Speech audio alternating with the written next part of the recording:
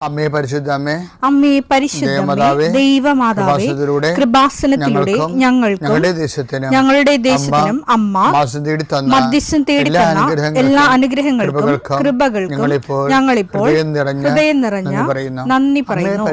അമ്മേ പരിശുദ്ധമ്മേ, ദൈവമാതാവേ, 2004 ഡിസംബർ 7 ഉച്ചകഴിഞ്ഞ് 2:30 കൃപാസനത്തിൽ സംഭവിച്ച അമ്മയുടെ പ്രത്യക്ഷപ്പെടലിനെ കുറിച്ച് തിരുസഭയ്ക്ക് സമർപ്പിച്ചിരിക്കുന്ന പഠനരേഖകളുടെ സഭാത്മകമായ പഠനം ആരംഭിക്കുവാൻ ഞങ്ങൾ പ്രാർത്ഥിക്കുന്നു. അമ്മേ പരിശുദ്ധമേ, ഭൂസ്വർലോകങ്ങളുടെ രാജ്ഞിയായ അങ്ങേയ്ക്ക് ഭൗമസംരക്ഷണത്തിനായി പ്രപഞ്ചപ്രകൃതിയെ തന്നെ തിരുസഭ പ്രതിഷ്ഠിക്കുവാൻ ഈ പ്രത്യക്ഷീകരണം വഴി ഇടയാക്കണമേ. പരിശുദ്ധമേ, ജപമാല മാതാവേ, സകല കൃപാസനം പ്രാർത്ഥനയോടും ചേർത്ത് ഞങ്ങളിപ്പോൾ പ്രാർത്ഥിക്കുന്ന ഈ കുടുംബത്തിന്റെ പ്രത്യേക നിയോഗം പറ മക്കളെ.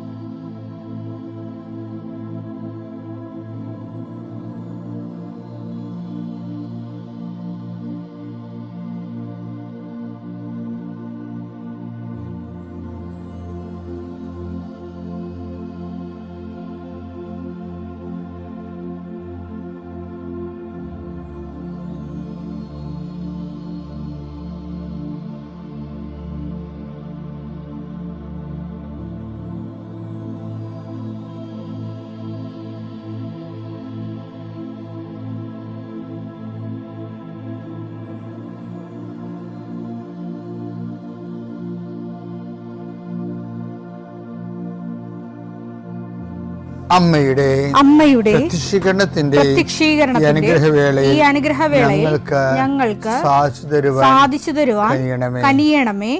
ആമേൻ. വിശ്വാസ പ്രമാണം. സർവശക്തനായ പിതാവും ആകാശത്തിന്റെയും ഭൂമിയുടെയും സൃഷ്ടാവുമായ ദൈവത്തിൽ ഞാൻ വിശ്വസിക്കുന്നു. അവിടുത്തെ ഏകപുത്രനും ഞങ്ങളുടെ കർത്താവുമായ ഈശോമിശിഹായിലും ഞാൻ വിശ്വസിക്കുന്നു. ഈ പുത്രൻ പരിശുദ്ധാത്മാവിനാൽ ഗർഭസ്ഥനായി കന്യകാമറിയത്തിൽ നിന്ന് പിറന്ന് പൊന്തിയോസ് പീലാത്തോസിന്റെ കാലത്ത് പീഡകൾ സഹിച്ച് കുരിശിൽ തറയ്ക്കപ്പെട്ട് മരിച്ച് അടക്കപ്പെട്ട് പാതാളങ്ങളിൽ ഇറങ്ങി മരിച്ചവരുടെ ഇടയിൽ നിന്ന് 3-ാം നാൾ ഉയർത്ത് സ്വർഗത്തിലേക്ക് എഴുന്നള്ളി സർവശക്തിയുള്ള പിതാവായ ദൈവത്തിന്റെ വലതുഭാഗത്തിരിക്കുന്നു. അവിടെ നിന്ന് ജീവിക്കുന്നവരെയും മരിച്ചവരെയും വിധിക്കുവാൻ വരുമെന്നും ഞാൻ വിശ്വസിക്കുന്നു.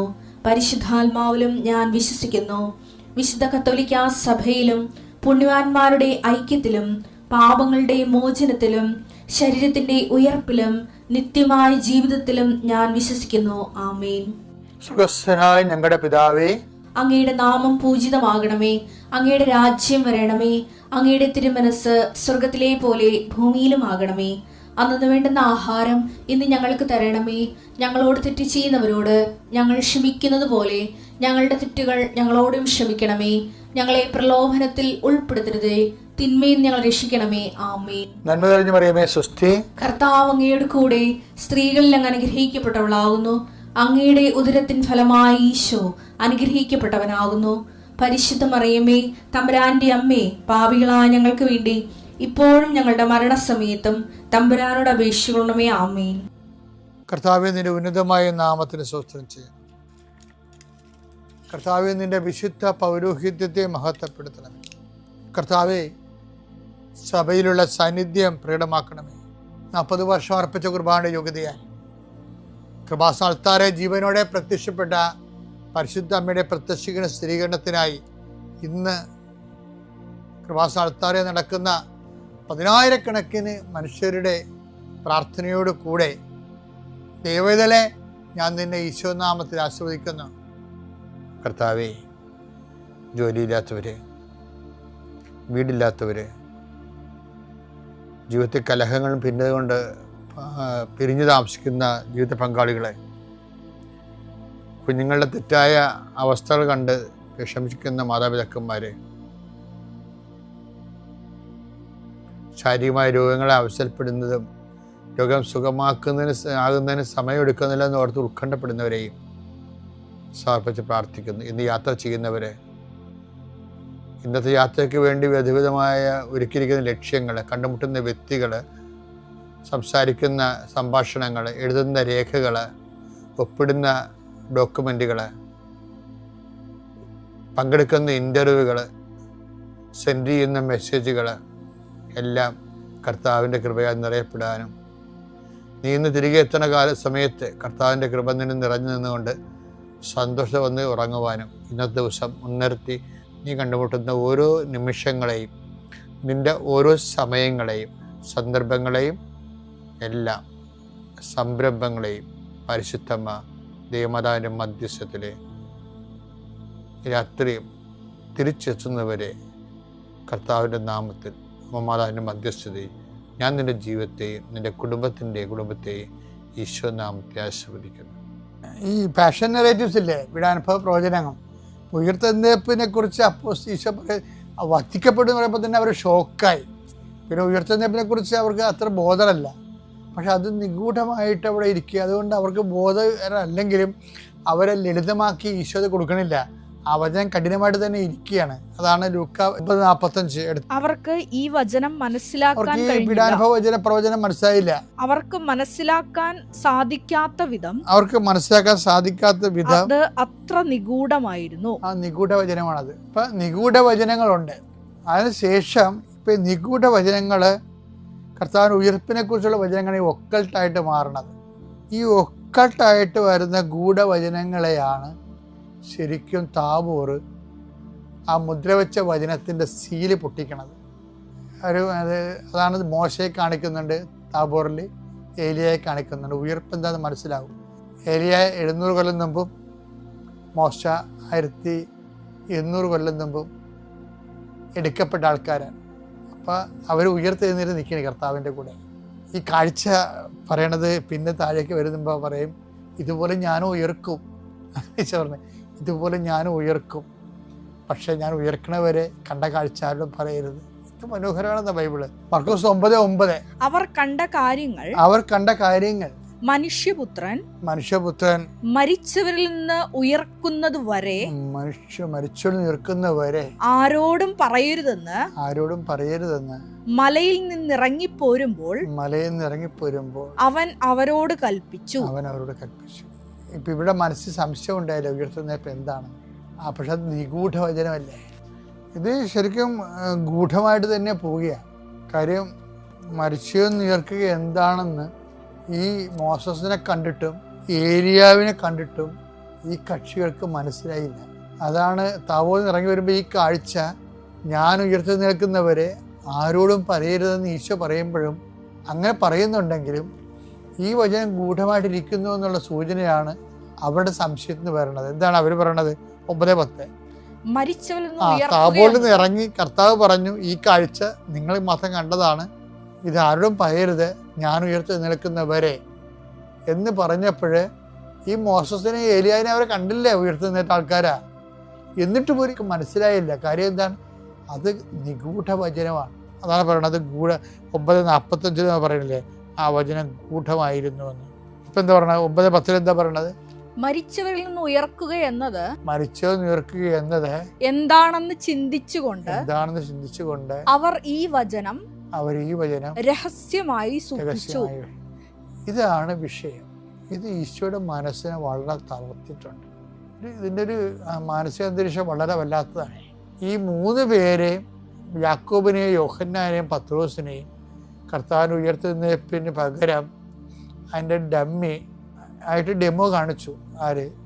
ഏലിയാവിനെയും കാണിച്ചു. ഉയർത്തുന്നത് ഏലിയാവിനെയും മോസസിനെയും കാണിച്ചിട്ട് പറഞ്ഞു, ഇതുപോലെ ഞാൻ ഉയർത്തി നിൽക്കും, പക്ഷെ ഞാൻ ഉയർത്തി നിൽക്കുന്നവരെ ഈ കണ്ട കാഴ്ച പറയരുത്. അപ്പോഴും ഈ ഇവരെന്താ പറയണത്? ഉയർത്തി നിൽക്കുന്നത് എന്താണെന്ന് ചിന്തിച്ചത്. ഇതല്ലേ ഉയർത്തി നിൽപ്പെന്ന് പറയണത്. അത് മനസ്സിലാക്കാൻ അത് മറയപ്പെടുകയാണ് ഇവർക്ക്. അത് അവരുടെ പരാധീനത തന്നെയാണെന്ന് എനിക്ക് തോന്നുന്നത്. എന്താ കാണിച്ചത്? താഴെ വരുമ്പോൾ ഈ അപസ്മാര രോഗി, അതിന് വേറെ ഒരു പരാജയവും തോൽവി ഇരിപ്പുണ്ട്. അപസ്മാര രോഗിനെ ചികിത്സിച്ചും പ്രാർത്ഥിച്ചും പരാജയപ്പെട്ട് നിൽക്കുന്ന 9 ശിഷ്യന്മാർ വേറെ. ഏലിയാവിനെയും മോസസിനെയും കണ്ടിട്ടും ഉയർത്തുന്നതിപ്പോൾ എന്താണെന്ന് മനസ്സിലാകാത്ത 3 ശിഷ്യന്മാർ തൻ്റെ കൂട്ടത്തിൽ. ഈ 12 പേരും കൂടി എപ്പോഴും കർത്താവ് എന്താ പറഞ്ഞത്? ഇത്ര കാലം ഞാൻ നിങ്ങളുടെ കൂടെ ഉണ്ടായിരിക്കും. കാര്യം എന്താ, ഈ രണ്ട് കക്ഷികൾക്കുള്ള പ്രശ്നം എന്താണ്? ഇവരാരും വിശ്വസിക്കണില്ല. അതാണ് ഈശോ ചോദിക്കുന്നത്. ആ അവസ്മാ രോഗി വന്ന് അപ്പം വന്ന് പറയരുത്, നിനക്ക് വല്ലതും സാധിക്കുമെങ്കിൽ എൻ്റെ മകനെ സുഖപ്പെടുത്തി ഞങ്ങളെ സഹായിക്കാൻ പറയും. അപ്പം കർത്താവ് നിൻ്റെ ശിഷ്യന്മാരുടെ അടുത്ത് കൊണ്ടുവന്നു, പക്ഷെ അവർക്ക് ഒന്നും ചെയ്യാൻ കഴിഞ്ഞില്ലെന്നൊക്കെ പറയാണ്. അപ്പം കർത്താവ് ചോദിക്കും, എത്ര കാലം ഞാൻ നിങ്ങളോട് ഉണ്ടായിരിക്കും? മത്തായി 17:17 യേശു പ്രതിവചിച്ചു, വിശ്വാസമില്ലാത്തതും വിശ്വാസമില്ലാത്ത ഈ 9 പേര് മാത്രമല്ലേ, താബോറിൽ നിന്നിറങ്ങിയ ആ കക്ഷികൾക്കും വിശ്വാസക്കുറവുണ്ട്. എന്താണ്? ഇതുപോലെ മോശത്തിനും ഏരിയാനും പോലെ ഞാൻ ഉയർത്തെഴുന്നേൽക്കുമെന്ന് പറഞ്ഞപ്പോഴും, എൻ്റെ ഉയർത്തെഴുന്നേൽപ്പ് കഴിഞ്ഞിട്ട് ഈ ദൃശ്യം പറയാമെന്ന് പറഞ്ഞപ്പോഴും അവരപ്പോഴും ചിന്തിക്കുകയാണ്, എന്താണ് ഉയർത്തെഴുന്നേൽപ്പ്? അത് വിശ്വാസത്തിലാൽ മനസ്സിലാക്കേണ്ട കാര്യമാണെന്നാണ് ഈശോ പറഞ്ഞത്. അതുകൊണ്ടാണ് ഇപ്പൊ ഈശോ ഈ തോറ്റ 12 പേരെ ഒരുമിച്ച് നിർത്തിക്കൊണ്ട് പറയും, വിശ്വാസമില്ലാത്തതും വഴിപിഴച്ചതുമായ തലമുറയെ എത്ര നാൾ. വഴിപിഴച്ചെന്ന് വെച്ച് കഴിഞ്ഞാല് യേശുവിനെ ദൈവികമായി മനസ്സിലാക്കേണ്ട ഒരു വഴിയില്ലേ, അതിന് ഒരു അപഭ്രംശം വന്നിട്ടുണ്ട്. ഇവര് യേശുവിനെ ഭൗതികമായിട്ടാണ് ഇപ്പോഴും മനസ്സിലാക്കുന്നത്. പൊളിറ്റിക്കൽ മിസ്സിഹായിട്ടാണ് ഇവർ മനസ്സിലാക്കുന്നത്. രാഷ്ട്രീയ ക്രിസ്തുവായിട്ടാണ്. ക്രിസ്തു റോമ സാമ്രാജ്യത്തിനെ തച്ചുടച്ചിട്ട് അവിടെ രാജാവാകുമ്പോൾ തങ്ങൾക്കും രാജാവാകാൻ മന്ത്രിയാകാൻ പറ്റുമെന്ന് പറഞ്ഞുകൊണ്ടൊരു ഒരു സ്കൂളിലെ നമ്മുടെ സബരി പുത്രന്മാരുടെ അമ്മയുണ്ടാക്കിയ നടത്തുന്ന ഒരു സ്കൂള്, അവരാണല്ലേ ഈ വിധത്തിൽ മുഴുവൻ പ്രശ്നം ഉണ്ടാക്കിയത്. ആ സ്കൂളിൽ തന്നെയാണ് ഈ അണ്ണന്മാർ ഇപ്പോഴും. അതുകൊണ്ടാണ് അവർക്ക് ഉയർപ്പിൽ വിശ്വസിക്കാൻ പറ്റുന്നില്ല. എന്നിട്ട് ഈശോ ചോദിക്കുന്ന ഒരു ചോദ്യം നമ്മുടെ ചങ്കയെ കൊള്ളും. അതാണ് എന്നെ അത് വല്ലാതെ ബാധിച്ചിട്ടുള്ളത്. കർത്താവ് ഇങ്ങനെ സങ്കടപ്പെട്ട് ചോദിക്കും, എത്ര കാലം ഞാനിനി. യേശു പ്രതിവചിച്ചു, വിശ്വാസമില്ലാത്തതും വഴിപിഴച്ചതുമായ തലമുറയെ. അത് മറക്കിട്ടാണ് കാര്യം. താൻ പരാജയപ്പെടുകയാണ് ഇവരെ ഈ വിഷയം മനസ്സിലാക്കുന്നത്. തലമുറയെ എത്ര നാൾ ഞാൻ നിങ്ങളുടെ കൂടെ ഉണ്ടായിരിക്കും. അതാണ് ഒരു ഡെത്ത് പാഷൻ കോൺഷ്യസ്, ഒരു ഡെത്ത് കോൺഷ്യസ് ആണത്. ക്രിസ്തുവിൻ്റെ ഏറ്റവും വലിയ ഒരു സംഘർഷം, ആന്തരിക സംഘർഷത്തിൻ്റെ അടിസ്ഥാനം ഈ ഡെത്ത് കോൺഷ്യസ് ആണ്. അവൻ ഒരേ സമയം മനുഷ്യനും ഒരേ സമയം ദൈവമായത് കാരണം ഡെത്ത് കോൺഷ്യസ് പച്ചക്ക് മനസ്സിലാകും. നമ്മുടെ മരണത്തെക്കുറിച്ച് നമുക്കൊരു ഐഡിയ ഇല്ലല്ലോ, പക്ഷേ ഈശോയുടെ മരണത്തെക്കുറിച്ച് ഈശോയ്ക്ക് പച്ച സിനിമയിൽ കാണുന്ന പോലെ എല്ലാം കാണാൻ പറ്റും, ദൈവമായതുകൊണ്ട്. അതുകൊണ്ട് താബോറിൽ നിന്ന് മുകളിൽ നിന്ന് ഗെറ്റടിയാൻ കിട്ടിയത്, തയ്യാറായിരിക്കുക, സമയമായി. ഈശോയ്ക്ക് ഭയങ്കര സങ്കടമാണ്. അതാണ് ചോദിക്കണത്, എത്ര കാലം? ഇനി ഒരു 3 മാസം മറ്റേ ഉണ്ടാകത്തുള്ളായിരിക്കും, അല്ലെങ്കിൽ 1 കൊല്ലം. അത് വല്ലാത്ത ഒരു സങ്കടമാണ്. ഈശോനെ സ്നേഹിക്കുന്ന എല്ലാവർക്കും ആ സങ്കടം ഫീൽ ചെയ്യും. എത്ര കാലം ഞാൻ നിങ്ങളുടെ കൂടെ ഉണ്ടായിരിക്കും? അവനെ കൊണ്ടുവന്ന് സുഖപ്പെടുത്തി, അത് അങ്ങനെ സുഖപ്പെടുത്തിയതുകൊണ്ട് വിഷയം തീരണമല്ല ഇത്. ഇവർ ക്രിസ്തുവിനെ തിരിച്ചറിയുന്നതിൽ തീരുന്നതാണ് ഈ വിഷയം. അങ്ങനെ തിരിച്ചറിയാൻ ഇനി എത്ര കാലം? ദൈവവേദന നോൻപ് തീരാൻ പോകുമ്പോഴും ഈ കാലത്തെ തിരിച്ചറിയാതെ നമ്മൾ അനുഷ്ഠാനം നടത്തി യാന്ത്രികമായി എന്തൊക്കെ ചെയ്ത് കൂട്ടിയെന്നും പറഞ്ഞ് ആ പഴയ മനുഷ്യൻ തന്നെ നമ്മൾ ജീവിക്കുമ്പോൾ നമുക്ക് ക്രിസ്തുവിനെ തിരിച്ചറിയാത്ത അപ്പോസ്തലന്മാരോടൊപ്പമാണ്. ഈ നോൻപിനെങ്കിലും കർത്താവിനെ തിരിച്ചറിഞ്ഞ് സ്നേഹിക്കാൻ ദൈവം നമ്മൾ അനുഗ്രഹിക്കട്ടെ. പിതാവിൻ്റെയും പുത്രൻ്റെയും പരിശുദ്ധാത്മാവിൻ്റെയും നാമത്തിൽ.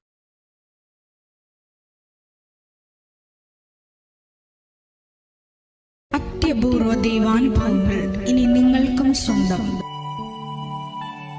ഈ യൂട്യൂബ് ചാനൽ ഇതുവരെ സബ്സ്ക്രൈബ് ചെയ്തിട്ടില്ലെങ്കിൽ ഇപ്പോൾ തന്നെ സബ്സ്ക്രൈബ് ചെയ്യുക.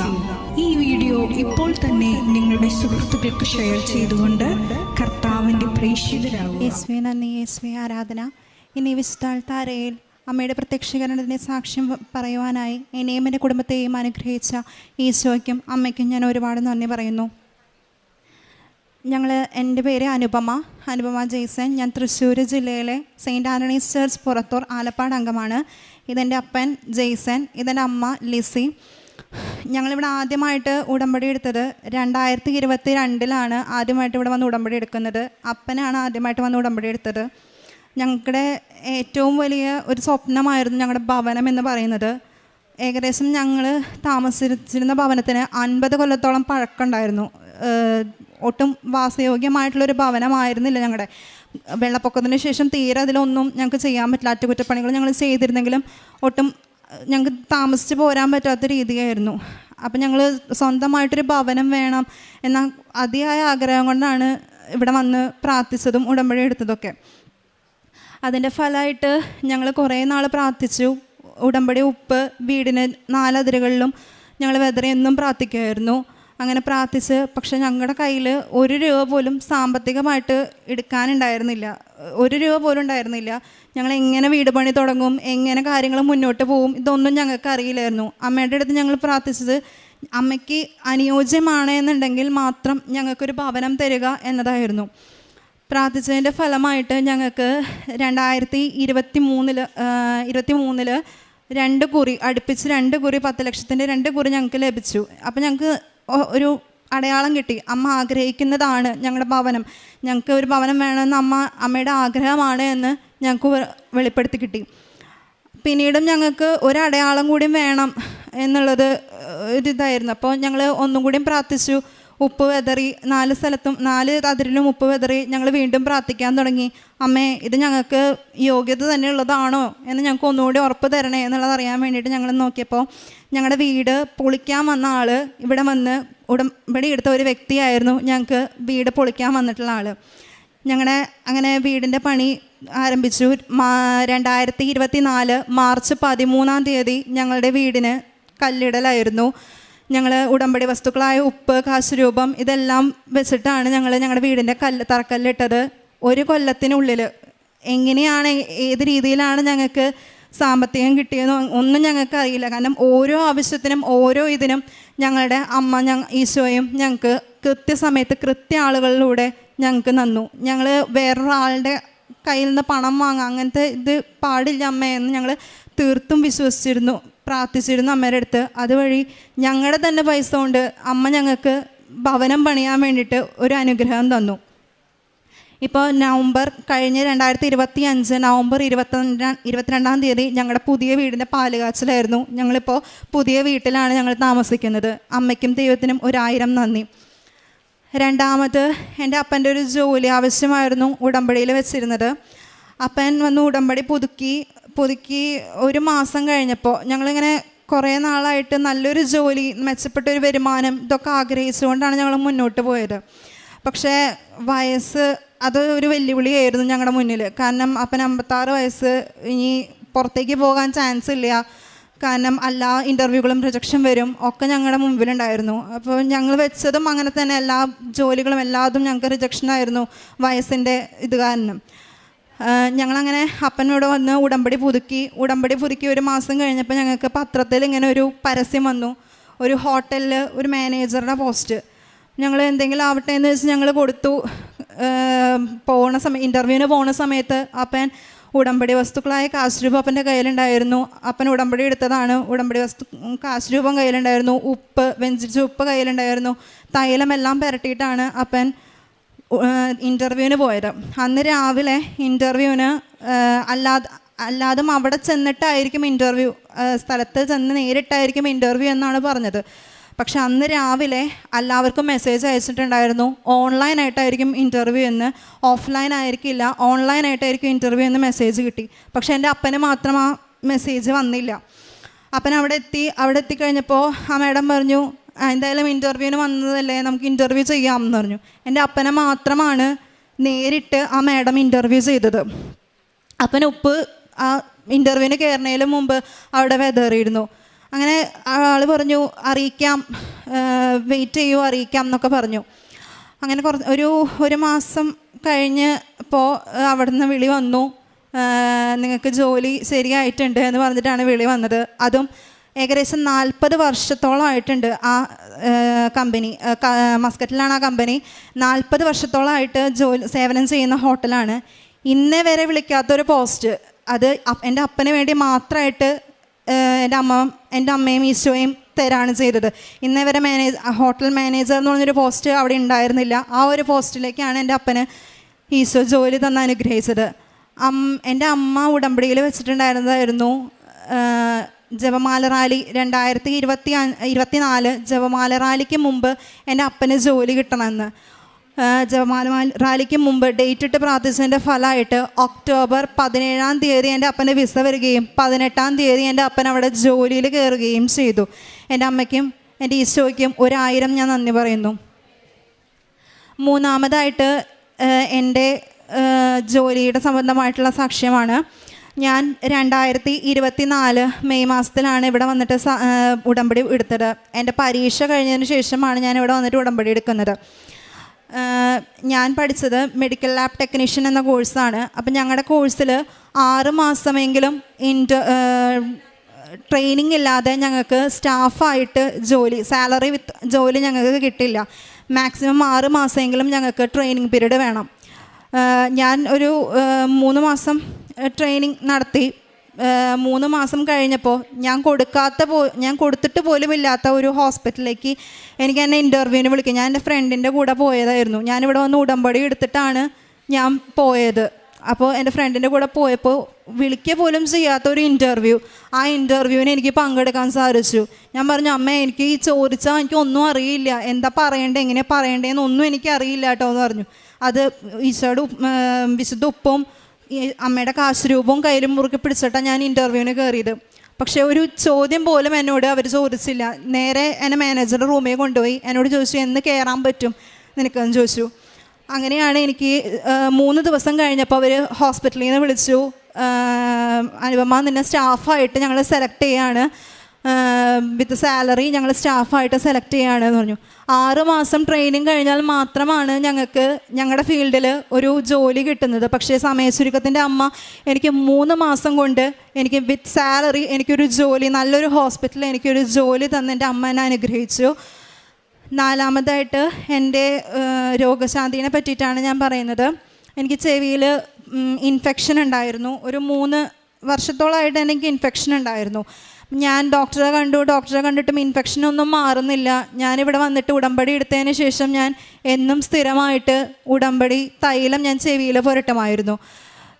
ചെവിയിൽ പുരട്ടി പ്രാർത്ഥിച്ചതിൻ്റെ ഫലമായിട്ട് ഇപ്പോൾ ഏകദേശം 1 കൊല്ലത്തോളമായിട്ട് എനിക്ക് എൻ്റെ ചെവിയിൽ ബുദ്ധിമുട്ടോ ഇൻഫെക്ഷനോ അങ്ങനെ ഒരു കാര്യങ്ങളും ഇതുവരെയായിട്ടും വന്നിട്ടില്ല. ഞാൻ പൂർണ്ണമായും വിശ്വസിക്കുന്നു ആ വിശുദ്ധ തൈലത്തിൻ്റെ രക്ഷ കൊണ്ടാണ് എൻ്റെ ചെവിയിലെ ഇൻഫെക്ഷൻ മാറിയതെന്ന്. 5മതായിട്ട് എൻ്റെ അമ്മയുടെ രോഗശാന്തിയെ പറ്റിയാണ് പറയുന്നത്. എൻ്റെ അമ്മ 2023 വന്നിട്ട് ഇവിടെ വന്ന് ഉടമ്പടി എടുക്കാൻ ഇടയായത്. എൻ്റെ അമ്മയ്ക്ക് ഏകദേശം ഒരു 10-20 കൊല്ലത്തോളമായിട്ട് യൂറിനറി ട്രാക്ട് ഇൻഫെക്ഷൻ ഉണ്ടായിരുന്നു. ഇൻഫെക്ഷൻ എന്നൊക്കെ പറഞ്ഞു കഴിഞ്ഞാൽ സഹിക്കാൻ പറ്റില്ല, കാരണം യൂറിൻ ഒട്ടും പോവില്ല. ഇഞ്ചക്ഷനുകളൊക്കെ അടിച്ചാൽ മാത്രമേ എൻ്റെ അമ്മയ്ക്ക് യൂറിൻ പിന്നെ പോവുള്ളൂ. അത്രയധികം പഴുപ്പ് ഇങ്ങനെ വന്നിട്ടുള്ള അവസ്ഥയായിരുന്നു എൻ്റെ അമ്മയ്ക്ക് ഉണ്ടായിരുന്നത്. അപ്പോൾ 23 വന്ന് ഇവിടെ ഉടമ്പടി എടുത്തു. നേരെ എൻ്റെ അമ്മ പോയത് ആശുപത്രിയിലേക്കാണ്, കാരണം അത്രയും കൂടി. പിന്നെ അന്ന് മുതൽ ഇന്ന് വരെ എൻ്റെ അമ്മയ്ക്ക് ഒരു യൂറിൻ പോകാൻ ബുദ്ധിമുട്ടോ ഇൻഫെക്ഷനോ അങ്ങനത്തെ കാര്യങ്ങളൊന്നും വന്നിട്ടില്ല. അന്ന് തൊട്ട് എൻ്റെ അമ്മ ഉടമ്പടി തൈലം എൻ്റെ അമ്മയുടെ അടിവയറ്റിൽ പുരട്ടും. അതുപോലെ തന്നെ എന്നും രാവിലെ വെള്ളത്തിൽ ഉപ്പിട്ട് കഴിക്കും. ഇന്ന് വരെ എൻ്റെ അമ്മയ്ക്ക് ഇൻഫെക്ഷൻ വരികയോ മൂത്രം പോകാൻ തടസ്സം അനുഭവപ്പെടുകയോ ഒന്നും ചെയ്തിട്ടില്ല. പ്രേക്ഷിത പ്രവർത്തനമായി ഞങ്ങൾ ചെയ്തിരുന്നത്, ഇവിടെ നിന്ന് കിട്ടുന്ന പത്രം ഞങ്ങൾ എല്ലാ ഇടവകകളിലും പോയിട്ട് എല്ലാ വീടുകളിലും ഞങ്ങൾ നടന്നു കൊടുക്കുകയാണ് ചെയ്യാറ്. ഇവിടുത്തെ ധ്യാനം, ചൊവ്വാഴ്ചകളിലെ ധ്യാനം കൂടാറുണ്ട്, അത് ഷെയർ ചെയ്യും, സാക്ഷ്യങ്ങൾ കേൾക്കാറുണ്ട്. പിന്നെ കാരുണ്യ പ്രവർത്തികളായിട്ട് ഞങ്ങൾ ചെയ്തിരുന്നത്, പറ്റാവുന്ന ദിവസങ്ങളിലൊക്കെ ഒരു പൊരി ചോറ് ആർക്കെങ്കിലും ഒരു ദിവസം ഞാൻ ജോലിക്ക് പോകുമ്പോഴോ അങ്ങനെ എപ്പോഴെങ്കിലും ഞങ്ങൾ കൊണ്ടു കൊടുക്കും. അതുപോലെ വീടിനടുത്ത് ഒരു വൃദ്ധസദനത്തിൽ പോയിട്ട് അവിടുത്തെ അമ്മമാരുടെ ശുശ്രൂഷകൾ ചെയ്യുക, അടിച്ചുവാരുക, അങ്ങനത്തെ കാര്യങ്ങളൊക്കെ ഞങ്ങൾ ചെയ്യാറുണ്ട്. എന്നും ഞങ്ങൾ കുടുംബ പ്രാർത്ഥന, ഞങ്ങൾക്ക് ഉടമ്പടി എടുത്തതിലൂടെ ലഭിച്ച ഏറ്റവും വലിയ അനുഗ്രഹമാണ് കുടുംബ പ്രാർത്ഥന. ഒരു ദിവസം പോലും ഞങ്ങൾ കുടുംബ പ്രാർത്ഥന ഇതുവരെയായിട്ടും മുടക്കിയിട്ടില്ല. ആദ്യം ഞങ്ങൾ എവിടെയെങ്കിലും പോയി വന്നു കഴിഞ്ഞാൽ കുടുംബ പ്രതിഷ്ഠ ചൊല്ലി കുരിശ് വരച്ച് ഒക്കെ ചെയ്യാറ്. പക്ഷേ ഉടമ്പടി എടുത്തതിന് ശേഷം ഞങ്ങൾ ഇന്ന് വരെ കുടുംബ പ്രാർത്ഥന ഇതുവരെയായിട്ടും ഞങ്ങൾ മുടക്കിയിട്ടില്ല. എന്ത് നേരം വൈകിയാലും, എത്ര രോഗം എത്ര വയ്യായാലും കുടുംബ പ്രാർത്ഥന ചൊല്ലിയിട്ടേ ഞങ്ങൾ കിടക്കാറുള്ളൂ. എന്നും പള്ളിയിൽ ഞായറാഴ്ചകളിൽ മാത്രമാണ് ഞങ്ങൾ പള്ളിയിൽ പോയിരുന്നത്. പക്ഷേ ഇപ്പോൾ എല്ലാ ദിവസവും ഞങ്ങൾക്ക് പള്ളിയിൽ പോകാനുള്ളൊരു അനുഗ്രഹം ഈശോ തന്നു. ഉപ്പും തൈലവും ഞങ്ങൾ എന്നും പ്രാർത്ഥിക്കാറുണ്ട്. ഞങ്ങളുടെ പുതിയ വീട് പണിതപ്പോൾ ഓരോ ഘട്ടത്തിലും ഞങ്ങൾ ഉപ്പ് വെതറി, യോഗ്യത ഉള്ളതാണോ എന്നറിയാൻ വേണ്ടി ഉപ്പ് വെതറിയിട്ടാണ് ഞങ്ങൾ പ്രാർത്ഥിച്ചിട്ടാണ് ഞങ്ങളുടെ പണി എന്നും തുടങ്ങിയിട്ടുള്ളത്. ഇതാണ് എൻ്റെ സാക്ഷ്യം. ദൈവത്തിനും മാതാവിനും ഞാൻ നന്ദി പറയുന്നു. പിന്നെ ഞങ്ങൾ ഏകദേശം ഞങ്ങൾക്കിവിടെ ഉടമ്പടി എടുപ്പിക്കാൻ വേണ്ടി, പുതിയ ആൾക്കാർ ഉടമ്പടി എടുക്കാൻ വേണ്ടിയിട്ട് കൊണ്ടുവരാൻ വേണ്ടിയിട്ടുള്ള ഭാഗ്യവും ഈശോ തന്നു. നിങ്ങളുടെ ദൈവമായ കർത്താവിൽ സന്തോഷിക്കുവിൻ. അവിടുന്ന് നിങ്ങൾക്ക് യഥാകാലം ആവശ്യാനുസരണം ശരത്കാല വൃഷ്ടി നൽകും. ജോയേൽ പ്രവാചകൻ്റെ പുസ്തകം 2-ാം അധ്യായം 23-ാം വചനമാണ്. അച്ഛനും മക്കളും എല്ലാവരും ഉടമ്പടി ജീവിതം നയിക്കുന്ന ഒരു നല്ലൊരു കുടുംബമാണ്. ലാബ് ടെക്നീഷ്യനായിട്ട് ജോലി ചെയ്ത അന്നേരെ 6 മാസത്തിൻ്റെ ഒരു ട്രെയിനിങ്ങിന് പോവുകയും കൂട്ടുകാരിക്ക് കൂടെ പോയത് ഒരു ഇൻ്റർവ്യൂ ആണ്. വിളിക്കാതെ പോയ ഒരു ഇൻ്റർവ്യൂവിൽ അവിടെ ചെന്നപ്പോൾ പെട്ടെന്ന് ജോലി ലഭിക്കുകയുമാണ്. 6 മാസത്തെ ട്രെയിനിങ് 3 മാസമായിട്ട് ഷോർട്ട് ടൈം ആക്കുകയും പിന്നീട് ഇൻ്റർവ്യൂവിന് വിളിക്കാത്ത ഒരു ഇൻ്റർവ്യൂവിന് ജോലി കിട്ടുകയും ലഭിക്കുന്നത് ഈശോയും അമ്മയും കൂടെ നിൽക്കുന്ന ഒരു വലിയൊരു സാക്ഷ്യമല്ലേ? ഈശോയും അമ്മയും കൂടെ ഉള്ളപ്പോൾ ഒന്നും ഭയപ്പെടേണ്ട ആവശ്യമില്ല. എല്ലാ കാര്യങ്ങളും ഏറ്റെടുത്ത് നിൽക്കുന്ന, നമ്മുടെ സമയത്തിനനുസരിച്ച് നമ്മുടെ യഥാകാലം ശരത്കാല വൃഷ്ടി നൽകുന്ന ഒരു ദൈവമാണ് നമ്മുടെ കൂടെയുള്ള എന്നുള്ളൊരു വലിയ സാക്ഷ്യമാണ്. അതുപോലെ തന്നെയാണ് രോഗസൗഖ്യവും. ഇയർ ഇൻഫെക്ഷൻ ആയിരുന്നത്, ഡോക്ടറോട് പറഞ്ഞപ്പോൾ ഓപ്പറേഷൻ ചെയ്യണമെന്ന് പറഞ്ഞത്, അതും ഉടമ്പടി വസ്തുക്കൾ മാത്രം ഉപയോഗിച്ച് ആ രോഗസൗഖ്യം ലഭിച്ചത്. നമ്മുടെ ജീവിതത്തിലും ഉടമ്പടി ജീവിതം നമ്മെ ഓർമ്മിപ്പിക്കുന്നത് നിരാശയിൽ നിന്ന് പ്രത്യാശയിലേക്കുള്ള ഒരു ജീവിതമാണ്. വരൾച്ചയിൽ നിന്ന് സമൃദ്ധിയിലേക്കുള്ളൊരു ജീവിതമാണ് ഉടമ്പടിയിൽ നമുക്ക് നൽകുന്നത്. കണ്ണീരിൽ നിന്ന് സന്തോഷത്തിലേക്ക് ദൈവം നമ്മളെ വിളിക്കുന്ന ഒരു ജീവിതമാണ് ഉടമ്പടി പദ്ധതി. നമുക്ക് പ്രാർത്ഥിക്കാം. എൻ്റെ കർത്താവെ, എൻ്റെ വരൻ്റെ ഹൃദയത്തിൽ കാത്തിരിക്കാൻ ഒരു ക്ഷമയും വിശ്വാസവും നൽകി എന്നെ അനുഗ്രഹിക്കണമെന്ന് നമുക്ക് പ്രാർത്ഥിക്കാം. പരിശുദ്ധ അമ്മയാണ് കൃപയുടെ നിറവിടമായ ഈശോയിലേക്ക് നമ്മളെ കരം പിടിച്ച് നടത്തുന്നത്. പരിശുദ്ധ അമ്മയുടെ ഇടപെടലിലൂടെ ദൈവം നമുക്ക് അസാധ്യമായത് സാധിച്ചു തരട്ടെമേ നമുക്ക് പ്രാർത്ഥിക്കാം. അമ്മയുടെ മാധ്യസ്ഥതയിലൂടെ ലഭിക്കുന്ന അനുഗ്രഹങ്ങൾ നമ്മുടെ ആത്മീയ വളർച്ചയ്ക്കും നന്മയ്ക്കും സഹായിക്കുമാകട്ടെ എന്ന് നമുക്ക് പ്രാർത്ഥിച്ചുകൊണ്ട് അനുപമയ്ക്കും കുടുംബത്തിനും ലഭിച്ച എല്ലാ അനുഗ്രഹങ്ങൾക്കും നമുക്ക് കരങ്ങളടിച്ച് ദൈവത്തെ പ്രത്യക്ഷപ്പെട്ട ഈ ആലയത്തിൽ വന്ന് സാക്ഷ്യം പറയാൻ ഞങ്ങളെ അനുഗ്രഹിച്ച പരിശുദ്ധ അമ്മയ്ക്കും തിരുക്കുമാരനും 1000 നന്ദി. എൻ്റെ പേര് ദിവ്യ സന്തോഷ്. ഇതെൻ്റെ മകൻ സാവിയോ സന്തോഷ്. ഞങ്ങൾ വരുന്നത് ഇടുക്കി ജില്ലയിലെ സെല്ലിയാമ്പാറ സെൻറ്റ് മേരീസ് ദേവാലയത്തിൽ നിന്നാണ്. ഞാൻ ഉടമ്പടി എടുത്തത് 2024 സെപ്റ്റംബർ 21-ാം തീയതിയാണ്. യൂട്യൂബ് വഴി സാക്ഷ്യം കണ്ടതിനെ തുടർന്നാണ് ഞാനിവിടെ വന്ന് ഉടമ്പടി എടുത്തത്. എൻ്റെ മോന് ലഭിച്ച അത്ഭുതകരമായ രോഗസൗഖ്യത്തെക്കുറിച്ച് സാക്ഷ്യം പറയാനാണ് മെയിനായിട്ട് ഞങ്ങളിവിടെ നിൽക്കുന്നത്. എൻ്റെ മോന് അഡിനോയിഡ് ഉണ്ടായിരുന്നു. അതുപോലെ തന്നെ ജനനേന്ദ്രിയത്തിന് പ്രശ്നമുണ്ടായിരുന്നു. 3-4 വർഷങ്ങളായിട്ട് അതിൻ്റെ ട്രീറ്റ്മെൻറ്റ് ചെയ്യുന്നുണ്ടായിരുന്നു. പൂർണ്ണമായിട്ട് മാറുന്നില്ലായിരുന്നു. ജനനേന്ദ്രിയത്തിന് വേദന വരുമ്പോൾ അവന് തലകറക്കം ഉണ്ടാകുമായിരുന്നു. മൂക്കിന് ഇടയ്ക്ക് ശ്വാസം കിട്ടാതെ വരുമായിരുന്നു. പൂർണ്ണമായിട്ടും ശ്വാസം എടുക്കാൻ പറ്റിയിരുന്നില്ല. കഴിഞ്ഞ മാസം ജനുവരി 9-ാം തീയതി ഞാൻ ഇവിടെ പുതുക്കാൻ വരുന്നതിന് മുമ്പായി ഇത് രണ്ടും ശക്തമായിട്ട് ഇവന് കൂടി. അപ്പം ഞാൻ അന്ന് വരുമ്പോൾ ഇവനെയും കൂടി കൊണ്ടുവരണമെന്ന് എനിക്ക് തോന്നി. അങ്ങനെ ഞാൻ പോകുന്നപ്പോൾ ഇവനെയും കൂടി ഇവിടെ കൊണ്ടുവന്നു. അച്ഛൻ്റെ ബ്ലെസ്സിങ് കിട്ടാനുള്ള ഭാഗ്യം ഉണ്ടായി. അത് കഴിഞ്ഞ് അച്ഛൻ തൈലം തൊട്ട് പ്രാർത്ഥിക്കാൻ വേണ്ടി തന്നു. അത് ബാത്റൂമിൽ പോയി ജനനേന്ദ്രിയത്തിൽ ഇവൻ്റെ ജനനേന്ദ്രിയത്തിൽ കുരിശ് വരച്ച് പ്രാർത്ഥിച്ചു.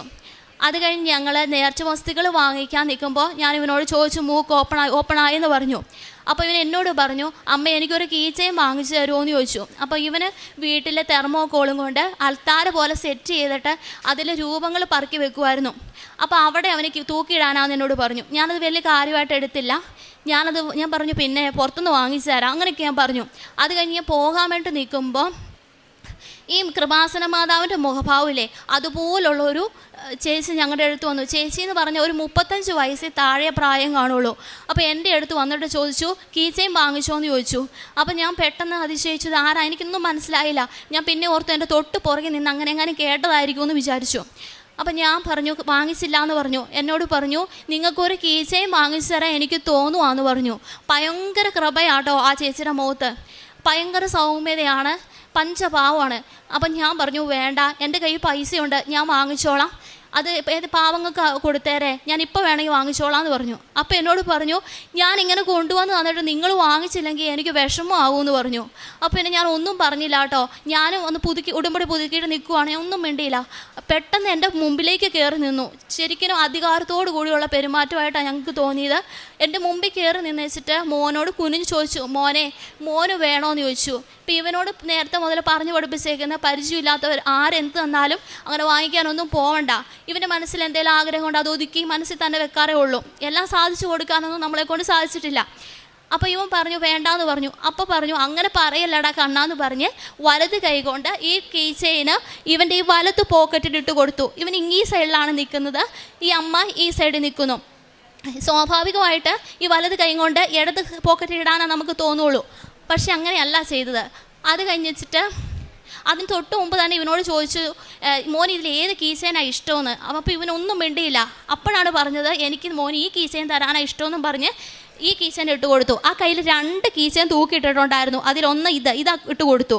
അപ്പം ഞാൻ ഓർത്തു ഇത് കഴിഞ്ഞിട്ട് അങ്ങ് പോകുമായിരിക്കും, ഉടമ്പടി എടുത്ത് ഇങ്ങനെ കൃപയിൽ നിൽക്കുന്ന ഏതെങ്കിലും ഒരു വ്യക്തി ആയിരിക്കും എന്നാണ് ഞാൻ അത്രയും നേരം വിചാരിച്ചുകൊണ്ടിരുന്നത്. അപ്പോൾ അത് കഴിഞ്ഞ് വെച്ചിട്ട് അങ്ങ് മാറി നിന്നേച്ചിട്ട് പിന്നെയും തിരിഞ്ഞ് അവിടെ തന്നെ നിന്നു. എന്നിട്ട് പറഞ്ഞു, മോനെ ഞാൻ ക്യൂവിലുണ്ടായിരുന്നു കേട്ടോ, ഞാൻ മോന് വേണ്ടിയിട്ട് പ്രാർത്ഥിക്കുമായിരുന്നു, മോൻ്റെ അസുഖങ്ങളൊക്കെ മാറിക്കോളൂ കേട്ടോ എന്ന് പറഞ്ഞു. എന്ന് വെച്ചിട്ട് അങ്ങ് നടന്നു പോയി കേട്ടോ.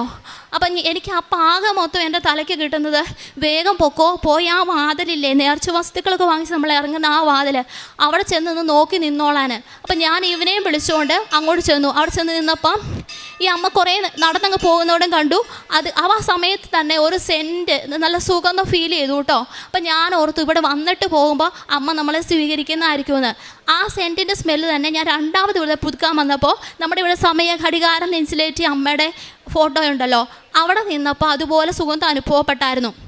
അപ്പം ഞാൻ എൻ്റെ അടുത്ത് നിന്ന് ചേച്ചിയോട് ചോദിച്ചു, ചേച്ചിക്ക് ഇങ്ങനെ സുഗന്ധം അനുഭവപ്പെടുന്നുണ്ടോ? അപ്പോൾ ആ ചേച്ചി എന്നോട് പറഞ്ഞു, കൊച്ചു പറഞ്ഞപ്പോൾ എനിക്ക് അനുഭവപ്പെട്ടു, മാതാവ് നമ്മളെ അനുഗ്രഹിക്കുന്ന ആട്ടോ എന്ന് പറഞ്ഞു. അതുപോലത്തെ സുഗന്ധം തന്നെയാണ് അന്ന് അനുഭവപ്പെട്ടത്. ചെറുതായിട്ട് മാത്രമേ ഉണ്ടായിരുന്നുള്ളൂ എന്ന് മാത്രം. അപ്പം ഞാൻ ഫുഡ് ഇവന് വാങ്ങിച്ചു കൊടുക്കാൻ വേണ്ടി പോകുമ്പോൾ ഇവന് തല കറങ്ങുമെന്ന് എന്നോട് പറഞ്ഞു. അപ്പം ഞാൻ പറഞ്ഞു, മോൻ്റെ മനസ്സിൽ എന്നാ വിഷമാവും? പറഞ്ഞു, അമ്മേ ഈ കീച്ചൻ തന്നിട്ട് പോയില്ലേ, അപ്പോൾ ഈ പപ്പ വീട് ചിലപ്പോൾ വഴുക്ക് പറയും, ഞാനിങ്ങനെ എനിക്ക് വേണമെന്ന് പറഞ്ഞിട്ട് അങ്ങനെ വാങ്ങിച്ച് തന്നാൽ തന്നെ പറയുള്ളൂ എന്ന് പറഞ്ഞു. അപ്പം ഞാൻ പറഞ്ഞു, കൊച്ചു വിഷമിക്കേണ്ട, ഞാൻ വേറെ ഒരെണ്ണം വാങ്ങിച്ച് തന്നോളാം, നമുക്കിത് വേറെ ആർക്കെങ്കിലും കൊടുക്കാമെന്ന് പറഞ്ഞു. എന്നിട്ട് ഞാനുണ്ടല്ലോ ഇവിടെ വന്ന് വേറെ കീച്ചയും വാങ്ങിച്ചിട്ട് ബസ്സിൽ കയറിയപ്പോൾ ഒരു പാവപ്പെട്ട ഒരു കൊച്ചിനെ കണ്ടു. ആ കൊച്ചിന് ഞാൻ ഈ കീച്ചയും കൊടുത്തു. അതിന് മുമ്പ് എന്നെ ഇത് കൊടുക്കണ്ടെന്ന് എൻ്റെ മനസ്സിലിങ്ങനെ തോന്നുക കേട്ടോ. ഒരു സൈഡിൽ ദാനമായി കിട്ടി, ദാനമായി തന്നെ കൊടുക്കണം, അങ്ങനെ തന്നെ എൻ്റെ മനസ്സിലേക്ക് വരുക. അങ്ങനെ ഞാൻ ആ കൊച്ചിന് കൊടുത്തു. എന്നിട്ട് വീട്ടിൽ ചെന്നപ്പോൾ ഹസ്ബൻഡിനോട് പറഞ്ഞപ്പോൾ എന്നോട് പറഞ്ഞു, അതെന്താ അങ്ങനെ കാണിച്ചത്, അത് മാതാവ് തന്നതല്ലായിരുന്നോ, അത് ചിന്തിക്കാനുള്ള വിവേകം നിനക്ക് ഉണ്ടായില്ല, അതാ സംഭവിച്ചേ, ഇനി പോയത് പോട്ടെ, കൊടുത്തത് ആരുടെയും കയ്യിൽ നിന്ന് തിരിച്ചു വാങ്ങിക്കേണ്ടെന്ന് പറഞ്ഞു. അപ്പോൾ ഞാൻ വേറൊരു ആത്മീയമായ രീതിയിൽ ജീവിക്കുന്ന ഒരു വ്യക്തിയോടും കൂടി ഞാൻ പറഞ്ഞു, ഇങ്ങനെ വന്ന ഒരു സ്ത്രീ ഞങ്ങളുടെ അടുത്ത് വന്നു, ഇങ്ങനെ പറഞ്ഞു എന്ന് പറഞ്ഞു. അപ്പോൾ ആ വ്യക്തി എന്നോട് പറഞ്ഞു, അത് മാതാവ് തന്നെയാണ്. അപ്പോൾ ഞാൻ പറഞ്ഞു, ക്യൂവിലുണ്ടായിരുന്നു എന്ന് പറഞ്ഞു, അങ്ങനെയൊക്കെ പറയൂന്ന് എന്നോട് പറഞ്ഞു. അപ്പോൾ എനിക്ക് ഭയങ്കര വിഷമമായി. വെള്ളിയാഴ്ചയാണ് ഞങ്ങൾ ഇവിടുന്ന് ചെന്ന് വീട്ടിൽ ചെല്ലുന്നത്. ആ രാത്രിയും പിറ്റേ ദിവസം ശനിയാഴ്ച ആ രാത്രി എനിക്ക് ഭയങ്കര ബുദ്ധിമുട്ടാണ്. ഞാനിങ്ങനെ നിങ്ങൾക്ക് കൊണ്ടുവന്ന് തന്നിട്ട് നിങ്ങൾ വാങ്ങിച്ചില്ലെങ്കിൽ എനിക്ക് വിഷമമാകും, അങ്ങനെ പറഞ്ഞ വാക്ക്. ഞാൻ ശനിയാഴ്ച ഞങ്ങളെ വണ്ടിയെ കൊണ്ടുവരുന്ന ആ ചേട്ടനോട് വിളിച്ചു ചോദിച്ചു, ചേട്ടാ ഞങ്ങളെ വണ്ടിയെ കൊണ്ടുവരുന്ന ചേട്ടനോട് ഞാൻ വിളിച്ചു ചോദിച്ചു, ചേട്ടാ ആ വണ്ടിയെ വരുന്ന 2 പിള്ളേരെയും കൊണ്ട് വന്ന അമ്മയുടെ നമ്പർ അറിയും, എനിക്ക് പേരറിയത്തില്ല, അവരുടെ വീട്ടുപേരറിയില്ല, ഒന്നും അറിയത്തില്ല. ആകെ മൊത്തം ആ ചേട്ടത്തി അന്ന് ബസ്സിൽ വെച്ച് ഒന്ന് അരിശപ്പെട്ടായിരുന്നു കേട്ടോ, അവരുടെ വിഷമം കൊണ്ടാണെന്ന് തോന്നുന്നു. അപ്പം അങ്ങനെ ഞാൻ പറഞ്ഞു, അരിശപ്പെട്ട ആ ചേട്ടത്തിയുടെ നമ്പർ തരുമോ? പല പ്രാവശ്യം വിളിച്ചിട്ടും ആ ചേട്ടൻ തന്നില്ല. പിന്നെ തരാമെന്ന് എന്നോട് പറഞ്ഞു.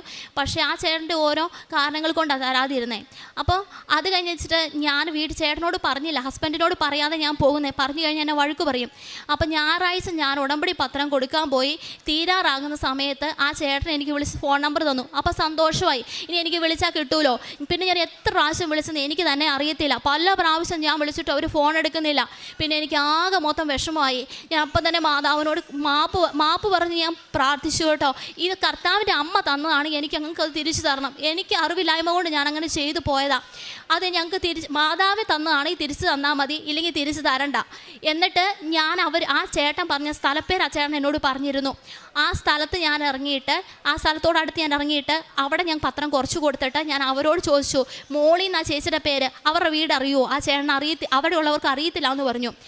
അത് കഴിഞ്ഞ് വെച്ചിട്ട് ഞാൻ പോയി ആ ചേട്ടൻ പറഞ്ഞ പോലെ തന്നെ റോഡിൻ്റെ മുകളിൽ വണ്ടി നിർത്തിയിട്ട് ഉടമ്പടി ലോക്കറ്റ് കൈ പിടിച്ചിട്ട് ഞാൻ മാതാവിനോട് പ്രാർത്ഥിച്ചു, മാതാവ് എങ്ങനെയാലും എനിക്ക് കാണിച്ചു തരണം, നേരം പോകുന്നേക്കെപ്പോഴെങ്കിലും ഇനി ഇതുകൊണ്ട് എനിക്ക് പോകണം, ഇല്ല എൻ്റെ ജീവിതകാലം മൊത്തം ഞാൻ കരഞ്ഞ് തീർക്കേണ്ടതായിട്ട് വരും. അത് കഴിഞ്ഞിട്ട് ഞാൻ ഈ ഉടമ്പടി ലോക്കറ്റും പിടിച്ച് ആ വഴി കൂടെ താഴേക്ക് നടന്ന് ചെന്നപ്പോൾ ഒരു വലിയൊരു വീട് കണ്ടു.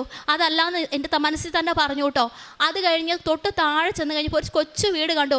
അപ്പോൾ ഇതായിരിക്കും എന്ന് എനിക്ക് തോന്നി. അവിടെ ചെന്നതേ ആ കൊച്ച് 2 പിള്ളേരെയും കൊണ്ട് 2 പിള്ളേരുണ്ടായിരുന്നു, അതിലൊരു കൊച്ച് മുറ്റത്തിരിപ്പുണ്ടായിരുന്നു. അപ്പം തന്നെ ഞാൻ കീച്ചയും കൊടുത്ത് ആ കൊച്ചിനെ വിളിച്ചു. ആ സമയത്ത് ഞാൻ മുറ്റത്തേക്ക് കയറുമ്പോൾ എനിക്ക് ഭയങ്കര ഒരു അനുഭവം ഉണ്ടാവുക കേട്ടോ. ശരിക്കും ശരീരം കുളിര് കൂറുന്ന പോലത്തെ ഒരു അനുഭവം. അപ്പോൾ എനിക്ക് മനസ്സിലായി, മാതാവ് തന്നത് തന്നെയാണ്, ഞാൻ കാണിച്ചതായിരുന്നു പൊട്ടത്തരമെന്ന്. അപ്പം ഞാൻ കൊച്ചിനോട് ചോദിച്ചു, മോനെ ചേച്ചി തന്ന കീ ചെയിൻ മോൻ്റെ കയ്യിലുണ്ടോ? അപ്പോൾ ആ കൊച്ചു എന്നോട് പറഞ്ഞു ഉണ്ടെന്നും പറഞ്ഞ് എനിക്ക് കാണിച്ചു തന്നു, എടുത്തു തന്നു. ഞാനത് വേഗം പോക്കറ്റിലിട്ടിട്ട് 80 രൂപ ഞാൻ ആ കൊച്ചിന് കൊടുത്തു. ഞാൻ പറഞ്ഞു, മോൻ്റെ മനസ്സ് വേദനിക്കരുത്, ചേച്ചി അറിയാതെ മോന് തന്നു പോയത്, ഇത് വേറൊരാളുടെയാണ്, മോൻ ഇതുപോലൊരെണ്ണം അടുത്ത പ്രാവശ്യം പോകുമ്പോൾ വാങ്ങിച്ചോ എന്ന് പറഞ്ഞു. അങ്ങനെ ഞാനത് കൊണ്ടുവന്ന് എൻ്റെ മോന്, മാതാവ് കണ്ണാന്ന് വിളിച്ച മോന്, അവൻ്റെ കയ്യിൽ ഞാനത് ഏൽപ്പിച്ചു. പിറ്റേ ദിവസം മുതൽ ഞങ്ങളുടെ വീട്ടിൽ ശരിക്കും രോഗങ്ങൾ കടുത്തു കേട്ടോ. ചേട്ടനാ മാതാവാന്ന് പറഞ്ഞ് ആദ്യമേ മാതാവ് തന്നാന്ന് പറഞ്ഞത്. ചേട്ടൻ്റെ കണ്ണിൽ കരട് വീണിട്ട് ഇൻഫെക്ഷനായി, മരുന്ന് വാങ്ങിച്ചിട്ട് കുറഞ്ഞില്ല. ആ ഒപ്പം തന്നെ ഇവന് ജനനേന്ദ്രിയത്തിന് വേദന കൂടി. അങ്ങനെ പക്ഷേ ഇത് നല്ലതിന് വേണ്ടിയിട്ടായിരുന്നു. ഇവൻ്റെ ജനനേന്ദ്രിയത്തിൻ്റെ തൊലി ബാക്കിലേക്ക് പൊട്ടി പൊട്ടി പൊട്ടി മാറി. അത് ബാക്കിലേക്ക് മാറാത്തതുകൊണ്ടാണ് വേദന എടുത്തുകൊണ്ടിരുന്നത്, തല കറങ്ങിക്കൊണ്ടിരുന്നത്. അത് ചെറിയൊരു ഭാഗം മാത്രം വിടാൻ ബാക്കിയായിട്ട് നിന്നു. അതിന് ചെറിയൊരു ട്രീറ്റ്മെൻറ്റേ വേണ്ടി വന്നുള്ളൂ. മാതാവിൻ്റെ ഇടപെടൽ കൊണ്ട് മാത്രം സൗഖ്യപ്പെട്ടതാണ്. ദൈവം ഞങ്ങൾക്ക് സാധിച്ചു തന്നതാണ്. അല്ലെങ്കിൽ ഇത് 2 ഓപ്പറേഷൻ ചെയ്യണമെന്ന് പറഞ്ഞതാണ്. മാതാവിന് ഈശോയ്ക്കും നന്ദി. അടുത്തതായിട്ട് പറയാനുള്ളത്, എനിക്കൊരു വിഷമം കയറുന്ന പോലത്തെ ഒരു പീഡയുണ്ടായിരുന്നു. അപ്പോൾ ഈ വിഷമം കയറുന്ന പോലത്തെ പീഡ വരുമ്പോൾ പൈശാചികമായിട്ടുള്ളൊരു പീഡ തന്നെയാണ്. ആ സമയത്ത് എനിക്കത് വിശദീകരിക്കണം പറയണമെങ്കിൽ, ഒരു മനുഷ്യൻ എന്നെ കുത്തിക്കൊന്നാൽ അതിലും പുണ്യം കിട്ടും, അതുപോലെ ശക്തമാണ്. ഒന്നും ചെയ്യാൻ പറ്റാത്ത ഒരവസ്ഥ. ഞാൻ പല പ്രാർത്ഥനകളും പ്രാർത്ഥിച്ചു നോക്കി, മാറുന്നില്ലായിരുന്നു. ഞാനിവിടെ വന്ന് ഉടമ്പടി എടുത്തതിൻ്റെ ഫലമായിട്ട് മാതാവ് വഴി ഈശോ എനിക്ക് മാറ്റി തന്നു. മാതാവ് അതിന് മുമ്പ് തന്നെ എന്നോട് പറഞ്ഞു, സേവ എന്നൊരു വാക്ക് എന്നോട് പറഞ്ഞു തരുമായിരുന്നു. പക്ഷേ അതിനെക്കുറിച്ചൊന്നും വലിയ കാര്യമായിട്ടൊന്നും എനിക്ക് അറിയത്തില്ല. പക്ഷെ ദൈവത്തിന് അസാധ്യമായിട്ട് യാതൊന്നുമില്ല. എൻ്റെ സ്വർഗസ്നായ പിതാവിന് അസാധ്യമായിട്ട് എന്തെങ്കിലും ഉണ്ടോ? എൻ്റെ ദൈവം എനിക്ക് സാധിച്ചു തന്നതാണ്.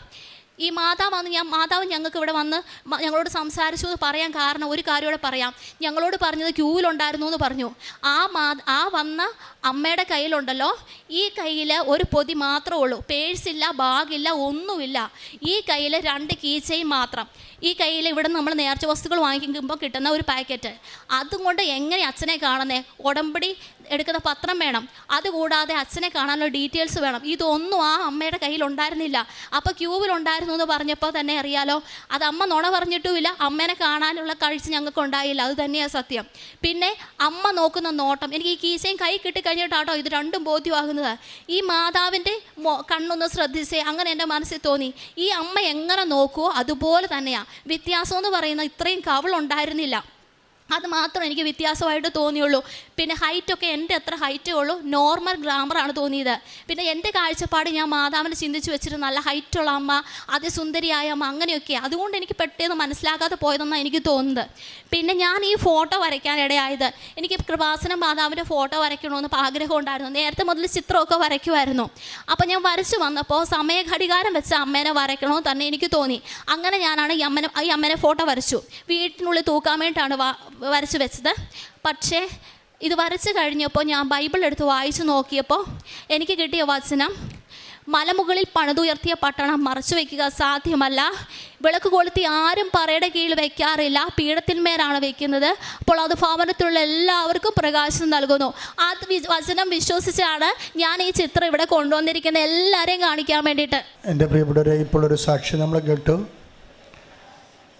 ഞാൻ ഒറ്റയ്ക്കിരുന്ന് കൈയടിച്ച കാര്യം എന്താണെന്ന് വെച്ച് കഴിഞ്ഞാൽ, ഞാൻ വാടിപ്പെട്ടിയിൽ 2011 മാതാവിനെ കാണാൻ വേണ്ടി ചെല്ലുമ്പോൾ ഞാൻ ഫെയിൻ്റായി പോയെന്ന് നിങ്ങളോട് പറഞ്ഞിട്ടുണ്ട്. എനിക്കകത്ത് കയറാൻ കഴിഞ്ഞില്ല. എന്നോട് അമ്മ അന്ന് മനസ്സിൽ തോന്നിച്ച, ആദി നിൻ്റെ മുമ്പിൽ ഇതിനേക്കാൾ വ്യക്തമായിട്ടാണ്, വാടിപ്പെട്ടിയേക്കാൾ വ്യക്തമായിട്ടാണ് ഞാൻ പ്രത്യക്ഷപ്പെട്ടത്. എന്നിട്ട് നീ ഈ 2004 തൊട്ട് 2011 വരെ ഈ വിഷയത്തിൽ ഒന്നും ചെയ്തില്ല. അപ്പോൾ എൻ്റെ മനസ്സിൽ ഞാൻ അമ്മയോട് പറഞ്ഞു, എനിക്ക് പേടിയായിട്ടാണ്. ഇങ്ങനെ മാതാവ് പ്രത്യക്ഷപ്പെട്ടെന്നൊക്കെ പറഞ്ഞാൽ ആൾക്കാരെ പറ്റിച്ച് ധ്യാനകേന്ദ്രത്തിൽ ആളെ കൂട്ടാൻ വേണ്ടിയാണെന്ന് സഭ വിചാരിക്കും. പിന്നെ സഭയിൽ നിന്ന് സസ്പെൻഷനൊക്കെ ഉണ്ടാകും. അതുകൊണ്ട് ഞാൻ പറയാതിരുന്നതാണെന്ന് അമ്മയോട് പറഞ്ഞു. സ്വരത്തിൽ പറഞ്ഞില്ല, മനസ്സിൽ പറഞ്ഞു. പക്ഷേ എന്നാലും എനിക്കകത്ത് കയറാൻ കഴിഞ്ഞില്ല. അടുത്ത് കയറാൻ കഴിയാതെ ഞാൻ തിരിച്ചു പോരേണ്ടി വന്നെനിക്ക്. വിജയകുമാറിന് ഞാൻ 1000 രൂപ കൊടുത്തിട്ട് എനിക്ക് വേണ്ടി നേർച്ചയിടാൻ പറഞ്ഞു. അതിന് വിജയകുമാർ സാക്ഷിയാണ്. ഞാൻ തിരിച്ചു പോരുമ്പോൾ വണ്ടി കയറുമ്പോൾ അമ്മ എനിക്ക് പ്രത്യക്ഷീകരണ പ്രാർത്ഥന തന്നു. ആദ്യത്തെ പ്രത്യക്ഷീകരണ പ്രാർത്ഥന. അമ്മ ആഗ്രഹിക്കുന്ന കൃപാവര പദ്ധതി കൃപാസനത്തിൽ ഞങ്ങളുടെ കുടുംബം നിറവേറാൻ ഇടയാക്കണമേ എന്നാണ് ആ പ്രത്യക്ഷ പ്രാർത്ഥന ഉണ്ടായിരുന്നത്. അപ്പം അന്ന് ജോമോൾ സിസ്റ്റർ ഇവിടെ ഉണ്ട്. അവർ ജസ്റ്റ് വന്നൊരു കാലമായിരുന്നു. അപ്പോൾ ഇവരുടെ ഒരു സാധാരണ ആധ്യാത്മിക വിഷയങ്ങളൊക്കെ എഴുതുകയും കമ്മ്യൂണിക്കേറ്റ് ചെയ്യണതും ഇവരായിരുന്നു ഇവിടുത്തെ സെക്രട്ടറി, ലൈബ്രറിയുടെ സെക്രട്ടറി, കൾച്ചറൽ സെക്രട്ടറിയൊക്കെ. അപ്പം ഞാൻ ജോൺ മിസ്റ്റേഴ്സിനോട് പറഞ്ഞു, ഇങ്ങനെ ഒരു സംഭവം നടന്നു വാടിപ്പെട്ടിയിൽ. അപ്പോൾ എന്നോട് ചോദിച്ചു, മെസ്സേജ് എടുത്തില്ലേ ബൈബിള്? ഞാൻ പറഞ്ഞു മെസ്സേജ് എടുത്തു. അപ്പോൾ എന്നോട് ചോദിച്ചു എന്ത് മെസ്സേജ് കിട്ടി? അപ്പോൾ ഞാൻ പറഞ്ഞു, വിളക്ക് കൊളുത്തി ആരും പറയുടെ അടിയിൽ വെക്കാറില്ല, അത് ദീപപീഠത്തിന്മേലാണ് വെക്കണതെന്ന് അമ്മ പറഞ്ഞെന്ന് പറഞ്ഞ്. ഇപ്പം വീണ്ടും അമ്മ അത് തന്നെയാണ് ഇവരിലൂടെ സന്ദേശം തരണത്. ഇത് ദീപപീഠത്തിൽ വെക്കാനുള്ളതാണ്. എല്ലാ മനുഷ്യരും അറിയണം, ദൈവത്തിൻ്റെ തിരുമനസ് നിറവേറണം. ഉടമ്പടി എടുക്കുന്നവരെല്ലാം തങ്ങളുടെ വിശ്വാസം ദീപപീഠത്തിന്മേൽ വെക്കണം, അല്ലാതെ താഴെ വെക്കുകയോ മൂടി വെക്കുകയോ ചെയ്യരുത്. വിശ്വാസം ഏറ്റുപറയാനും പ്രത്യക്ഷീകരണം ഏറ്റുപറയാനും അതിലൂടെ ദൈവത്തിൻ്റെ പദ്ധതി ലോകത്തിന് കൈമാറാൻ വേണ്ടിയുള്ള ദൈവിക സ്വർഗീയ നടപടിയായിട്ടാണ് അമ്മ നമുക്ക് ഉടമ്പടി തന്നത്. അപ്പോൾ ഉടമ്പടി എടുക്കുന്ന ആൾക്കാർ നിങ്ങളുടെ സ്വകാര്യമായ ജീവിത പ്രശ്നങ്ങളിലേക്ക് കുടുങ്ങിപ്പോരുത്. അത് ഓട്ടോമാറ്റിക്കായിട്ട് നടക്കും. പക്ഷെ നിങ്ങൾ ചെയ്യേണ്ടത് വിശ്വാസം ദീപപീഠത്തിൽ വെച്ചുകൊണ്ട് 10 മനുഷ്യരുടെ മുമ്പിൽ ഈ പ്രത്യക്ഷീകരണത്തിൻ്റെ അക്രൈസ്തവ സഹോദരങ്ങൾക്ക് സാക്ഷ്യം പറയുമ്പോൾ അവർ പ്രത്യേകം പറയും, അമ്മ എന്നെ പ്രത്യക്ഷീകരണത്തിൻ്റെ സാക്ഷിയാക്കിയെന്ന്. അപ്പോൾ അവർക്ക് ബോധമുണ്ട് അതിനെക്കുറിച്ച് എന്താണ് നടക്കുന്നത് കൃപാസനത്തിൽ. ഇതൊരു ധ്യാന കേന്ദ്രമൊന്നുമല്ല, മറിച്ച് ദൈവിക പ്രത്യക്ഷപ്പെടലിന് സ്വർഗീയമായ ഒരു ലക്ഷ്യമുണ്ട്. അത് ലോകം മുഴുവൻ അറിയേണ്ടതാണ്. അങ്ങനെ അറിയിക്കാൻ വേണ്ടിയാണ് നമ്മൾ ദൈവമായിട്ട് ഉടമ്പടി ചെയ്യണതെന്നുള്ള ബോധ്യം വീണ്ടും അമ്മ അരക്കിട്ട് ഉറപ്പിക്കുകയാണ്. ഒരിക്കൽ കൂടി കൈയടിച്ചുകൊണ്ട് ഈ സാക്ഷ്യത്തിന് നന്ദി പറയാം. നീ സ്ത്രീകളിൽ അനുഗ്രഹീതയാണ്, നിന്റെ ഉദരഫലവും അനുഗ്രഹീതവും. എൻ്റെ കർത്താവിൻ്റെ അമ്മ എൻ്റെ അടുത്ത് വരാനുള്ള ഭാഗ്യം എനിക്ക് എവിടെ നിന്ന്?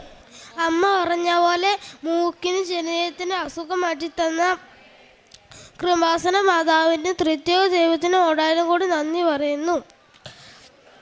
കഴിഞ്ഞ മാസം 9-ാം തീയതി ഞങ്ങളിവിടെ ഒന്ന് പോവാനിരിക്കുമ്പം ഈ മാതാവിൻ്റെ മോഭാവമുള്ള ഒരു ചേച്ചി ഞങ്ങളടുത്ത് വന്നിട്ട് എൻ്റെ അമ്മയോട് ചോദിച്ചു, കീച്ചയും വാങ്ങിച്ചോന്ന്. അപ്പം എൻ്റെ അമ്മ പറഞ്ഞു ഇല്ലയെന്ന്. അപ്പം എൻ്റെ കർത്താവിൻ്റെ അമ്മ പറഞ്ഞു, എനിക്ക് നിങ്ങൾക്കൊരു കീച്ചയും മേടിച്ച് തരാൻ തോന്നുന്നുണ്ടെന്ന്. അപ്പോൾ എൻ്റെ അമ്മ പറഞ്ഞു, അയ്യോ വേണ്ട, എന്തിനും പാവങ്ങൾക്ക് കൊടുത്താൽ ഞങ്ങളുടെ കയ്യിൽ പൈസ ഉണ്ട്, വേണമെങ്കിൽ ഇപ്പോൾ വാങ്ങിച്ചോളാം എന്ന് പറഞ്ഞു.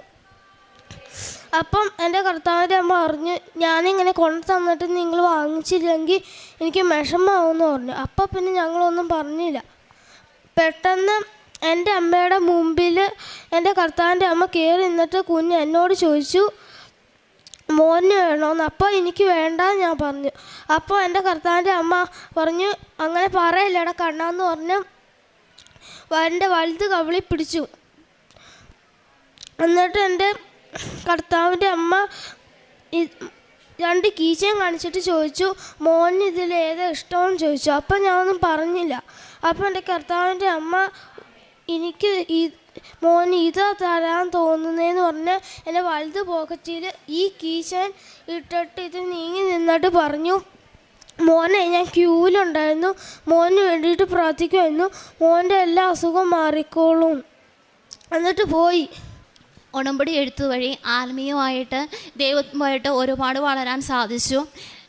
ഏറ്റവും കൂടുതൽ പറഞ്ഞു കഴിഞ്ഞാൽ എന്ത് നേടി ഇത്രയും പുതുക്കിയിട്ടെന്ന് ചോദിച്ചു കഴിഞ്ഞാൽ ദൈവത്തെ നേടിയെന്ന് എനിക്ക് പറയാൻ സാധിക്കും. ഒരു വിഷമം വന്നാലും എന്നോട് പറയാറുണ്ട്, ദൈവം ഉണ്ടെന്ന് പറയാറുണ്ട്. ഞങ്ങളുടെ നാട്ടിലോ അല്ലെങ്കിൽ കുടുംബത്തിലൊക്കെ വെച്ചാലുണ്ടല്ലോ അവഗണിക്കപ്പെട്ടു, അല്ലെങ്കിൽ വലിയ സ്നേഹമൊന്നും കിട്ടേണ്ട പരിഗണന കിട്ടാതെയൊക്കെ പലപ്പോഴും പോയിട്ടുണ്ട്. പക്ഷേ എനിക്ക് പറയാൻ സാധിക്കും, എൻ്റെ ദൈവത്തിൻ്റെ അടുത്ത് എനിക്ക് സ്ഥാനമുണ്ട്. ആ സ്നേഹം കൂടുതലായിട്ട് എനിക്ക് അനുഭവിക്കാൻ സാധിച്ചത് ഈ ഉടമ്പടി എടുത്തത് വഴിയാണ്. പിന്നെ കാരുണ്യ പ്രവർത്തികളായിട്ട് ചെയ്തത്, ഞങ്ങൾ രോഗികൾക്ക് ഫുഡ് കൊടുത്തിട്ടുണ്ട്. പ്രായമായ അമ്മമാരെ ചെന്ന് കണ്ട് അവർക്ക് ചെറിയ ഫുഡുകൾ വാങ്ങിച്ചു കൊടുത്തിട്ടുണ്ട്. പത്രം വിതരണം ചെയ്ത് പൊതുസ്ഥലങ്ങളിലാണ് വിതരണം ചെയ്തിട്ടുള്ളത്. ഇത്രയും ഞങ്ങൾക്ക് ചെയ്തു തന്ന പരിശുദ്ധ അമ്മയ്ക്കും തൃത്വിക ദൈവത്തിനും കോടാനും കോടി നന്ദി. 65-ാം സങ്കീർത്തനം 4-ാം തിരുവചനം, അങ്ങയുടെ അങ്കണത്തിൽ വസിക്കാൻ അങ്ങു തന്നെ തിരഞ്ഞെടുത്തു കൊണ്ടുവരുന്നവർ ഭാഗ്യവാന്മാർ.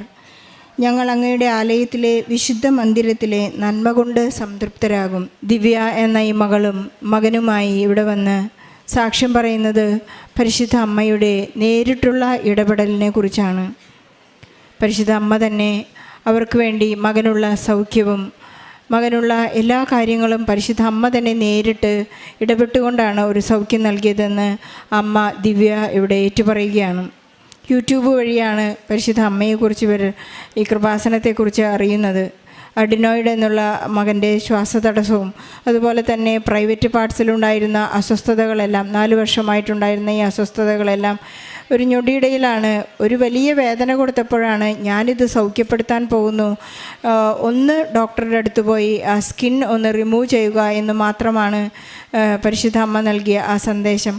ആ സന്ദേശത്തിലൂടെ മകനെ പൂർണ്ണമായ ഒരു സൗഖ്യമാണ് നൽകിയത്.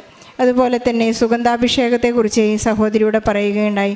ഓരോരുത്തർക്കും പ്രത്യേക തരത്തിലുള്ള സുഗന്ധാഭിഷേകം പല സമയങ്ങളിലായി ഒരേ അഭിഷേകം ഒരേ സുഗന്ധം നമുക്ക് ലഭിക്കുകയാണെങ്കിൽ പരിശുദ്ധ അമ്മ നമ്മോട് നമ്മുടെ അടുത്ത് പ്രത്യേകമായി പരിഗണനയോടുകൂടി വരുന്നതാണെന്ന് നമുക്ക് മനസ്സിലാക്കാം. അതുപോലെ തന്നെ ഈ മകൾക്ക് മാനസിക അസ്വസ്ഥതകൾ ഉണ്ടായപ്പോഴെല്ലാം ഇവരുടെ നേർച്ച വസ്തുക്കളുടെ കൃത്യമായ പ്രയോഗവും ഇവർക്ക് ഈശോയെ പ്രഘോഷിക്കുവാനും എൻ്റെ ഈ ദീപം മലമുകളിൽ കത്തി നിൽക്കേണ്ടതാണെന്നുള്ളൊരു വലിയ വിശ്വാസദാർഢ്യവും ഈ മകൾക്കുണ്ടായിരിക്കുകയാണ്.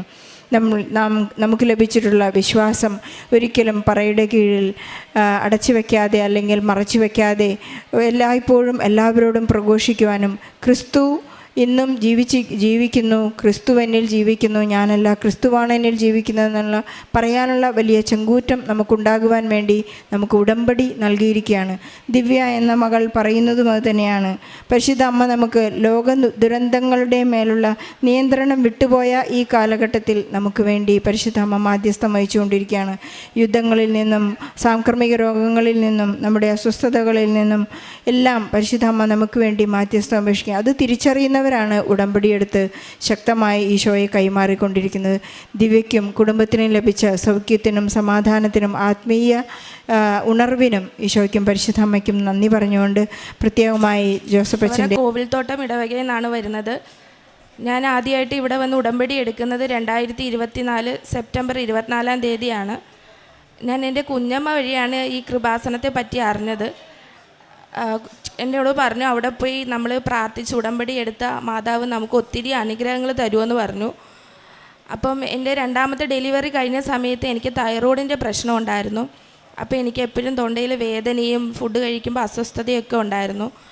അപ്പോൾ അങ്ങനെ ഡോക്ടറെ കൊണ്ട് കാണിച്ചപ്പോൾ ഡോക്ടർ സ്കാൻ ചെയ്യാൻ പറഞ്ഞു. സ്കാൻ ചെയ്തപ്പോൾ എൻ്റെ വലത്തെ സൈഡിലായിട്ട് ഒരു സിസ്റ്റ് കാണുന്നുണ്ട്, അത് ബയോപ്സി ചെയ്യണമെന്ന് പറഞ്ഞു.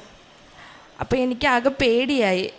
ബയോപ്സിയൊക്കെ ചെയ്യുന്നെന്ന് കേൾക്കുമ്പോഴത്തേക്കും അതിനി വേറെ എന്തെങ്കിലും അസുഖമാണോ എന്നൊക്കെ ആലോചിച്ച് എനിക്ക് ഒത്തിരി പേടിയായി. അപ്പം ഞാൻ മനസ്സുകൊണ്ട് മാതാവിനോട് പ്രാർത്ഥിച്ചു, അമ്മ മാതാവ് എനിക്ക് ബയോപ്സിയിൽ ഒരു കുഴപ്പവും ഇല്ലാതെ ഉള്ള റിസൾട്ട് തരണം, ഞാൻ ഇവിടെ വന്ന് ഉടമ്പടി എടുത്തോളാം എന്ന് പറഞ്ഞു പ്രാർത്ഥിച്ചു. അങ്ങനെ ഞാൻ ബയോപ്സിക്ക് കൊടുത്തിട്ട് അടുത്ത ദിവസം തന്നെ ഇവിടെ വന്ന് ഉടമ്പടി എടുത്തു. ഉടമ്പടി എടുത്ത് 3 ദിവസം കഴിഞ്ഞപ്പോൾ എൻ്റെ റിസൾട്ട് വന്നു. ഞാൻ റിസൾട്ട് കൊണ്ടുപോയി ഡോക്ടറെ കാണിച്ചപ്പോൾ ഡോക്ടർ പറഞ്ഞു ബയോപ്സിയിൽ ഒരു കുഴപ്പവും ഇല്ലയെന്ന് പറഞ്ഞു. എന്നെ കിടത്തി എൻ്റെ തൊണ്ട ഒന്നുകൂടി സ്കാൻ ചെയ്തപ്പോൾ എനിക്ക് വലത് സൈഡിലായിട്ട് ഉണ്ടെന്ന് പറഞ്ഞ മുഴ പോലും അപ്പോൾ അവിടെ ഇല്ലയെന്ന് പറഞ്ഞു. അങ്ങനെ ഞാൻ നേർച്ച വസ്തുക്കൾ ഞാൻ ഉടമ്പടി എടുത്തതിന് ശേഷം നേർച്ച വസ്തുക്കൾ ഉപയോഗിക്കുമായിരുന്നു. ഞാൻ ഉടമ്പടി തൈലം എപ്പോഴും നെറ്റിയിൽ കുരിശ് വരച്ച് പ്രാർത്ഥിക്കും. വീട്ടിലും എല്ലാവർക്കും നെറ്റിയിൽ കുരിശ് വരച്ച് കൊടുക്കുമായിരുന്നു. ഉപ്പും തേനും ഒക്കെ ഞാൻ എന്നും കഴിക്കുമായിരുന്നു. അങ്ങനെ എനിക്ക് ഭയങ്കരമായിട്ട് അത്ഭുതം തോന്നി. എൻ്റെ മുഴ പോലും ഇല്ലെന്ന് പറഞ്ഞപ്പോൾ എനിക്ക് മാതാവ് നിസ്സാരമല്ല എന്നുള്ളൊരു തോന്നൽ വന്നു. മാതാവ് നമ്മൾ പ്രാർത്ഥിച്ചു കഴിഞ്ഞാൽ നമുക്ക് എന്തും സാധിച്ചു തരുമെന്ന്. ഞാൻ അന്ന് അത്ര വലിയ ആത്മാർത്ഥമായിട്ടൊന്നും അല്ല പ്രാർത്ഥിച്ചത്, ഞാൻ വെറുതെ ഇങ്ങനെ പറഞ്ഞതേ ഉള്ളൂ. അപ്പം മാതാവ് എന്നെ അത്രയും സഹായിച്ചെങ്കിൽ ഞാനൊന്ന് ആത്മാർത്ഥമായിട്ട് പ്രാർത്ഥിച്ചാൽ എന്തുമാത്രം മാതാവ് എൻ്റെ കൂടെ ഉണ്ടാകുമെന്ന് ഞാൻ ചിന്തിച്ചു. അങ്ങനെ എനിക്ക് തൈറോയിഡിൻ്റെ പ്രശ്നവും അന്നേരം ഇല്ലയെന്ന് ഡോക്ടർ പറഞ്ഞു. ഇനി ഒരു മെഡിസിനും കഴിക്കണ്ട എന്ന് പറഞ്ഞു. അപ്പം ഞാനും അമ്മയും ഡോക്ടറോട് ഇങ്ങനെ ചോദിച്ചു, ഇനി മെഡിസിനൊന്നും കഴിക്കണ്ടേ എന്ന് ചോദിച്ചപ്പോൾ ഡോക്ടർ പറഞ്ഞു, ഇല്ല നിങ്ങൾക്ക് യാതൊരു കുഴപ്പവും ഇല്ല, നിങ്ങൾ അതുകൊണ്ട് ഒരു മെഡിസിനും കഴിക്കണ്ട എന്ന് പറഞ്ഞു. എൻ്റെ തൈറോയിഡ് വരെ അപ്രതീക്ഷിതമായിട്ട് പോയി. അങ്ങനെ എനിക്ക് വലിയൊരു അത്ഭുതം മാതാവ് അന്ന് എനിക്ക് കാണിച്ചു തന്നത്. പിന്നെ അതിനുശേഷം എനിക്ക് സ്വന്തമായിട്ടൊരു വീടില്ലായിരുന്നു. അപ്പം ഞാൻ എപ്പോഴും മാതാവിനോട് പ്രാർത്ഥിക്കും. എന്നും ഞാൻ മാതാവിനോട് എല്ലാ ദിവസവും രാവിലെ പ്രത്യക്ഷീകരണ പ്രാർത്ഥന പഠിക്കുമ്പോഴും സായാഹ്ന പ്രാർത്ഥന പഠിക്കുമ്പോഴും ഒക്കെ പ്രാർത്ഥിക്കാറുണ്ട്. എനിക്കൊരു ഭവനം സ്വന്തമായിട്ട് തരണം മാതാവേ, എനിക്ക് അതിനുള്ള വഴി മാതാവ് കാണിച്ചു തരണം എന്ന് ഞാൻ എപ്പോഴും പ്രാർത്ഥിക്കുമായിരുന്നു. അപ്പം എനിക്ക് വിദേശത്തേക്ക് പോകാൻ നല്ല ആഗ്രഹം ഉണ്ടായിരുന്നു. അപ്പം ഞാൻ ഒരിക്കലും ഒരു സ്ഥലത്തേക്ക് പോകാൻ നോക്കി, എനിക്കത് നടന്നില്ല. അപ്പം ഞാൻ മാതാവിനോട് പറഞ്ഞു, അമ്മ തന്നെ എനിക്കൊരു സ്ഥലം കാണിച്ചു തരണം, എവിടെയാണ് ഞാൻ സുരക്ഷിതയായിട്ട് എനിക്ക് പോകാൻ പറ്റുന്ന സ്ഥലം, അതെനിക്ക് അമ്മ തന്നെ കാണിച്ചു തരണമെന്നും പറഞ്ഞ് ഞാൻ എപ്പോഴും പ്രാർത്ഥിക്കുമായിരുന്നു. ഞാൻ മാതാവിലേക്ക് ഒത്തിരി അടുത്തു. ഞാൻ ആദ്യമൊന്നും അങ്ങനെ പ്രാർത്ഥിക്കുന്ന കൂട്ടത്തിലല്ലായിരുന്നു. എനിക്ക് പള്ളിയിലൊക്കെ പോകാൻ മടിയൊക്കെ ആയിരുന്നു. മാതാവിനോട് പ്രാർത്ഥിച്ച് എനിക്ക് അനുഗ്രഹങ്ങൾ കിട്ടാൻ തുടങ്ങിയപ്പോൾ ഞാൻ ഒത്തിരി മാറി. എനിക്ക് എപ്പോഴും എന്ത് കാര്യമുണ്ടെങ്കിലും മാതാവിനോട് ആദ്യം പറയണമെന്നുള്ളൊരു തോന്നലായിരുന്നു. കാരണം എനിക്ക് ഒരാളോട് പറയുമ്പോൾ കിട്ടുന്നതിനെക്കാട്ടി ഒരുപാട് ആശ്വാസമാണ് മാതാവിനോട് പറയുമ്പോൾ കിട്ടുന്നത്. അങ്ങനെ ഞാൻ മാതാവിനോട് എപ്പോഴും പരാതി പോലെയും സങ്കടം പോലെയും ഒരു അമ്മയോട് പറയുന്ന പോലെയൊക്കെയാണ് പറയുന്നത്. നേർച്ച വസ്തുക്കൾ ഉപയോഗിച്ച് വീട്ടിലെപ്പോഴും ഞാൻ ഫുഡിലൊക്കെ അപ്പം ഉപ്പൊക്കെ ഇടാറുണ്ട്. അങ്ങനെ എല്ലാവർക്കും കൊടുക്കും. അങ്ങനെ എനിക്കറിയാവുന്നവർക്ക് എന്തെങ്കിലും അസുഖങ്ങളുണ്ടെങ്കിൽ ഞാൻ പോയി പ്രാർത്ഥിച്ച് തൈലം തൊട്ട് കൊടുക്കുകയും ഉപ്പും തേനും ഒക്കെ കൊടുക്കുകയൊക്കെ ചെയ്യും. അപ്പം ഞാൻ ഭയങ്കര വിശ്വാസത്തോടെ ഞാൻ പ്രാർത്ഥിക്കുമ്പോൾ അവർക്കത് പെട്ടെന്ന് മാറുന്നുണ്ട്. അപ്പം അതെനിക്ക് ഭയങ്കര അത്ഭുതമായി. അപ്പം ഞാൻ മനസ്സുകൊണ്ട് വിചാരിച്ചു, അപ്പം എല്ലാവരും എന്നോട് പറഞ്ഞു, ആർക്ക് എന്ത് അസുഖം വന്നാലും എന്നെ വിളിക്കും, നീ വന്ന് പ്രാർത്ഥിക്കും, നീ പ്രാർത്ഥിച്ചാൽ മാറും എന്നൊക്കെ പറയും. ഞാൻ പറഞ്ഞു, മാതാവിൻ്റെ അനുഗ്രഹം അത്, മാതാവ് എൻ്റെ കൂടെ ഉണ്ട്, അതുകൊണ്ട് ഞാൻ പ്രാർത്ഥിക്കുമ്പോൾ പെട്ടെന്ന് എല്ലാവർക്കും രോഗസൗഖ്യം കിട്ടുന്നതെന്നൊക്കെ ഞാൻ പറയുമായിരുന്നു. അങ്ങനെ ഞാൻ മാതാവിൻ്റെ അടുത്ത് എനിക്ക് വിദേശത്തേക്ക് പോകുന്ന കാര്യം ആവശ്യപ്പെട്ട് പ്രാർത്ഥിക്കുമായിരുന്നു. അപ്പം അങ്ങനെയാണ് എനിക്ക് ഇസ്രയേൽ എന്നുള്ളൊരു രാജ്യം എൻ്റെ മനസ്സിലേക്ക് വരുന്നത്. അപ്പം ഞാൻ അവിടെ മാതാവിൻ്റെ അടുത്ത് അനുവാദമൊക്കെ ചോദിച്ച് പ്രാർത്ഥിച്ചൊരുങ്ങി അവിടെ പോകാനായിട്ടുള്ള പേപ്പർ വർക്കിന് കൊടുത്തു. അപ്പം ഞാൻ ആ സമയത്തായിരുന്നു മാതാവിൻ്റെ അഖണ്ഡ ജപമാല റാലി ഉണ്ടായിരുന്നത്. അപ്പം ഞാൻ അവിടെ വന്നു അഖണ്ഡ ജപമാല റാലി പങ്കെടുത്തു, മാതാവിനോട് പ്രാർത്ഥിച്ചു. അതേ മാസം തന്നെ ഞാൻ ഇൻ്റർവ്യൂ അറ്റൻഡ് ചെയ്തു, പാസ്സായി. അപ്പോൾ എനിക്ക് ഭയങ്കര സന്തോഷമായി. ഞാൻ ആദ്യമായിട്ടാണ് ഇങ്ങനെ ഒരു വിദേശത്തേക്ക് പോകാനുള്ളൊരു ഇൻ്റർവ്യൂ ഒക്കെ അറ്റൻഡ് ചെയ്യുന്നത്. അപ്പോൾ അതിൽ തന്നെ ഞാൻ ഫസ്റ്റ് പാസ്സായപ്പോൾ തന്നെ എനിക്ക് ഭയങ്കര സന്തോഷമായി. അങ്ങനെ പിന്നീട് ഞാൻ പേപ്പർ വർക്കൊക്കെ തുടങ്ങിയപ്പോൾ എൻ്റെ പല സർട്ടിഫിക്കറ്റിലും പേരൻസിൻ്റെ നെയിമൊക്കെ വ്യത്യാസപ്പെട്ട് കിടപ്പുണ്ടായിരുന്നു, ബർത്ത് സർട്ടിഫിക്കറ്റിലൊക്കെ. അങ്ങനെ അതൊക്കെ ക്ലിയർ ചെയ്യണമായിരുന്നു. അപ്പോൾ അത് ക്ലിയർ ചെയ്യാനായിട്ട് ഒരു വഴിയും ഇല്ല. അങ്ങനെ ഞാൻ മാതാവിനോട് പ്രാർത്ഥിച്ച്, അങ്ങനെ പപ്പ പഠിച്ച സ്കൂളിൽ ഒരു ഹെഡ് മാസ്റ്ററിൻ്റെ സൈൻ വേണമായിരുന്നു. അങ്ങനെ മാതാവിനോട് പ്രാർത്ഥിച്ചു പോയി, എനിക്ക് അതും കിട്ടി. എത്രയും പെട്ടെന്ന് തന്നെ എൻ്റെ ബർത്ത് സർട്ടിഫിക്കറ്റിൽ പപ്പയുടെ പേര് തിരുത്താൻ പറ്റി. അങ്ങനെ പേപ്പർ വർക്കുകൾ വളരെ ഫാസ്റ്റായിട്ട് നടന്നു. നോർമലി ഒരാൾക്ക് നടക്കുന്നതിനെക്കാട്ടി വളരെ ഫാസ്റ്റായിട്ടാണ് എൻ്റെ പേപ്പർ വർക്ക് നടന്നത്. ഞങ്ങൾ 7 പേരായിട്ടായിരുന്നു പേപ്പർ വർക്ക് സ്റ്റാർട്ട് ചെയ്തത്. ഞങ്ങൾ 7 പേർക്കും വളരെ ഫാസ്റ്റായിട്ട് പേപ്പർ വർക്കൊക്കെ നടന്നു. അങ്ങനെ ഇരിക്കുമ്പോൾ ഞാൻ ബഹ്റൈനിൽ 1 വർഷത്തോളം ഞാൻ ജോലി ചെയ്തിട്ടുണ്ടായിരുന്നു. അപ്പോൾ ഇസ്രയേലിൽ പോകണമെന്നുണ്ടെങ്കിൽ ബഹ്റൈൻ PCC വേണമെന്ന് പറഞ്ഞു. അപ്പം ഞാൻ ബഹ്റൈനിൽ തന്നെയുള്ളൊരു ഏജൻസിക്ക് അപ്ലൈ ചെയ്ത് 1.5 മാസത്തോളം വെയിറ്റ് ചെയ്തിരുന്നിട്ടും എനിക്കത് കിട്ടിയില്ല. അപ്പോൾ എനിക്ക് ഭയങ്കര വിഷമമായി. അപ്പം ഞാൻ നാട്ടിലുള്ളൊരു ഏജൻസി വരെ അപ്ലൈ ചെയ്തു. അങ്ങനെ ഇരിക്കുമ്പോഴാണ് ഞങ്ങൾക്ക് മുംബൈയിൽ പോകാനുള്ള ഡേറ്റ് കിട്ടുന്നത്. അപ്പോൾ എല്ലാവരും പോവും. അപ്പം എനിക്ക് ഈ PCC കിട്ടാതെ ഞാൻ മുംബൈ പോയിട്ട് യാതൊരു കാര്യവും ഇല്ല. അപ്പം ഞാൻ ഭയങ്കരമായിട്ട് വേദനിച്ചു. എൻ്റെ മനസ്സ് വേദനിച്ചു. ഞാൻ മാതാവിനോട് ഒറ്റയ്ക്ക് റൂമിൽ പോയിരുന്ന് കരഞ്ഞ് പ്രാർത്ഥിച്ചു, മാതാവ് എൻ്റെ കൂടെ പേപ്പർ വർക്ക് സ്റ്റാർട്ട് ചെയ്ത് എല്ലാവരും പോകുമ്പോൾ ഞാൻ മാത്രം ഇവിടെ ഒറ്റയ്ക്കായി പോകും, അതുകൊണ്ട് എനിക്കും പോകണം, അതുകൊണ്ട് എൻ്റെ PCC എനിക്ക് എത്രയും പെട്ടെന്ന് തരണമെന്ന് പറഞ്ഞു. അങ്ങനെ ഞാൻ പ്രാർത്ഥിച്ചു, മാതാവിനോട് ഞാൻ കണ്ണുനീരൊരുക്കി തന്നെ പ്രാർത്ഥിച്ച് അടുത്ത ദിവസം തന്നെ എന്നെ ഏജൻസിയിൽ നിന്ന് വിളിച്ചിട്ട് പറഞ്ഞു, എൻ്റെ PCC റെഡി ആയിട്ടുണ്ട്, നീയും ബാക്കിയുള്ളവരുടെ കൂടെ കയറിക്കോ എന്ന് പറഞ്ഞു. അപ്പോൾ എനിക്ക് എന്ത് പറയണമെന്ന് അറിയത്തില്ല. ഞാൻ അങ്ങ് മരവിച്ചൊരവസ്ഥയായിപ്പോയി. കാരണം ഞാൻ മാതാവിനോട് ചോദിച്ചപ്പോൾ മാതാവ് പെട്ടെന്ന് തന്നെ എനിക്ക് തന്നില്ലേ, അധികം വൈകിപ്പിച്ചില്ല. ഞാൻ അമ്മയോട് പറയും, സഞ്ചാരി അമ്മ, എപ്പോഴും സഞ്ചരിച്ചു പോയി എൻ്റെ പേപ്പർ വർക്കുകളൊക്കെ അമ്മ പെട്ടെന്നാക്കി തരണമെന്ന് ഞാൻ പ്രാർത്ഥിക്കുമായിരുന്നു. അങ്ങനെ എൻ്റെ PCC കയ്യിൽ കിട്ടി. ഞാൻ ബാക്കി ഉള്ളവരുടെ കൂടെ ഞങ്ങൾ മുംബൈയിൽ പോയി അവിടെ ഞങ്ങൾ സ്റ്റേ ചെയ്തിരുന്ന റൂമിൻ്റെ അടുത്ത് തന്നെ കൃപാസന മാതാവിൻ്റെ ഒരു ചാപ്പലുണ്ടായിരുന്നു. അപ്പോൾ എനിക്ക് ഭയങ്കര സന്തോഷമായി. അപ്പം ഞാൻ പോകുമ്പോൾ എനിക്ക് അവിടെ പോയി പ്രാർത്ഥിക്കാൻ പറ്റുന്ന സാഹചര്യം ആയിരിക്കുമോ എന്നൊക്കെ ആലോചിച്ച് ഒരു വിഷമം ഉണ്ടായിരുന്നു. എന്തോ എനിക്ക് അടുത്ത് തന്നെ മാതാവിൻ്റെ രൂപമുള്ള ഒരു ചാപ്പൽ കിട്ടി. പിന്നെ ഞങ്ങളുടെ കൂടെയുള്ള 3 പേര് ഉടമ്പടി എടുത്തിട്ടുള്ളവരായിരുന്നു. അപ്പോൾ എനിക്ക് അതൊക്കെ ആയപ്പോൾ ഭയങ്കര സന്തോഷമായി. ഞങ്ങൾ ഒരുമിച്ച് പോയിരുന്ന മാതാവിൻ്റെ അടുത്ത് പോയി പ്രാർത്ഥിക്കും. രാവിലെ 5:30 എണ്ണീറ്റ് പ്രാർത്ഥിക്കും. വൈകിട്ട് പോയിരുന്ന് മുട്ടിൽ നിന്ന് പ്രാർത്ഥിക്കുമായിരുന്നു. അങ്ങനെ ഞങ്ങൾ പ്രാർത്ഥിക്കുന്ന കണ്ട് ഞങ്ങളുടെ കൂടെയുള്ള അക്രൈസ്തവരായിട്ടുള്ളവരും ഞങ്ങളുടെ കൂടെ വന്നിരുന്ന് പ്രാർത്ഥിക്കുമായിരുന്നു. ഞാനപ്പോൾ മാതാവ് എനിക്ക് തന്ന അനുഗ്രഹങ്ങളൊക്കെ അവരോട് പറയുമ്പോൾ അവർക്കും ഭയങ്കര വിശ്വാസമായി. അപ്പോൾ അവർ എൻ്റെ അടുത്ത് വന്നിരുന്ന് പ്രാർത്ഥിക്കും, എന്നോട് ചോദിച്ച് തൈലം മേടിക്കും, ഉപ്പ് വേണമെന്ന് പറയും. അങ്ങനെയൊക്കെ എൻ്റെ അടുത്തുനിന്ന് മേടിക്കുമായിരുന്നു.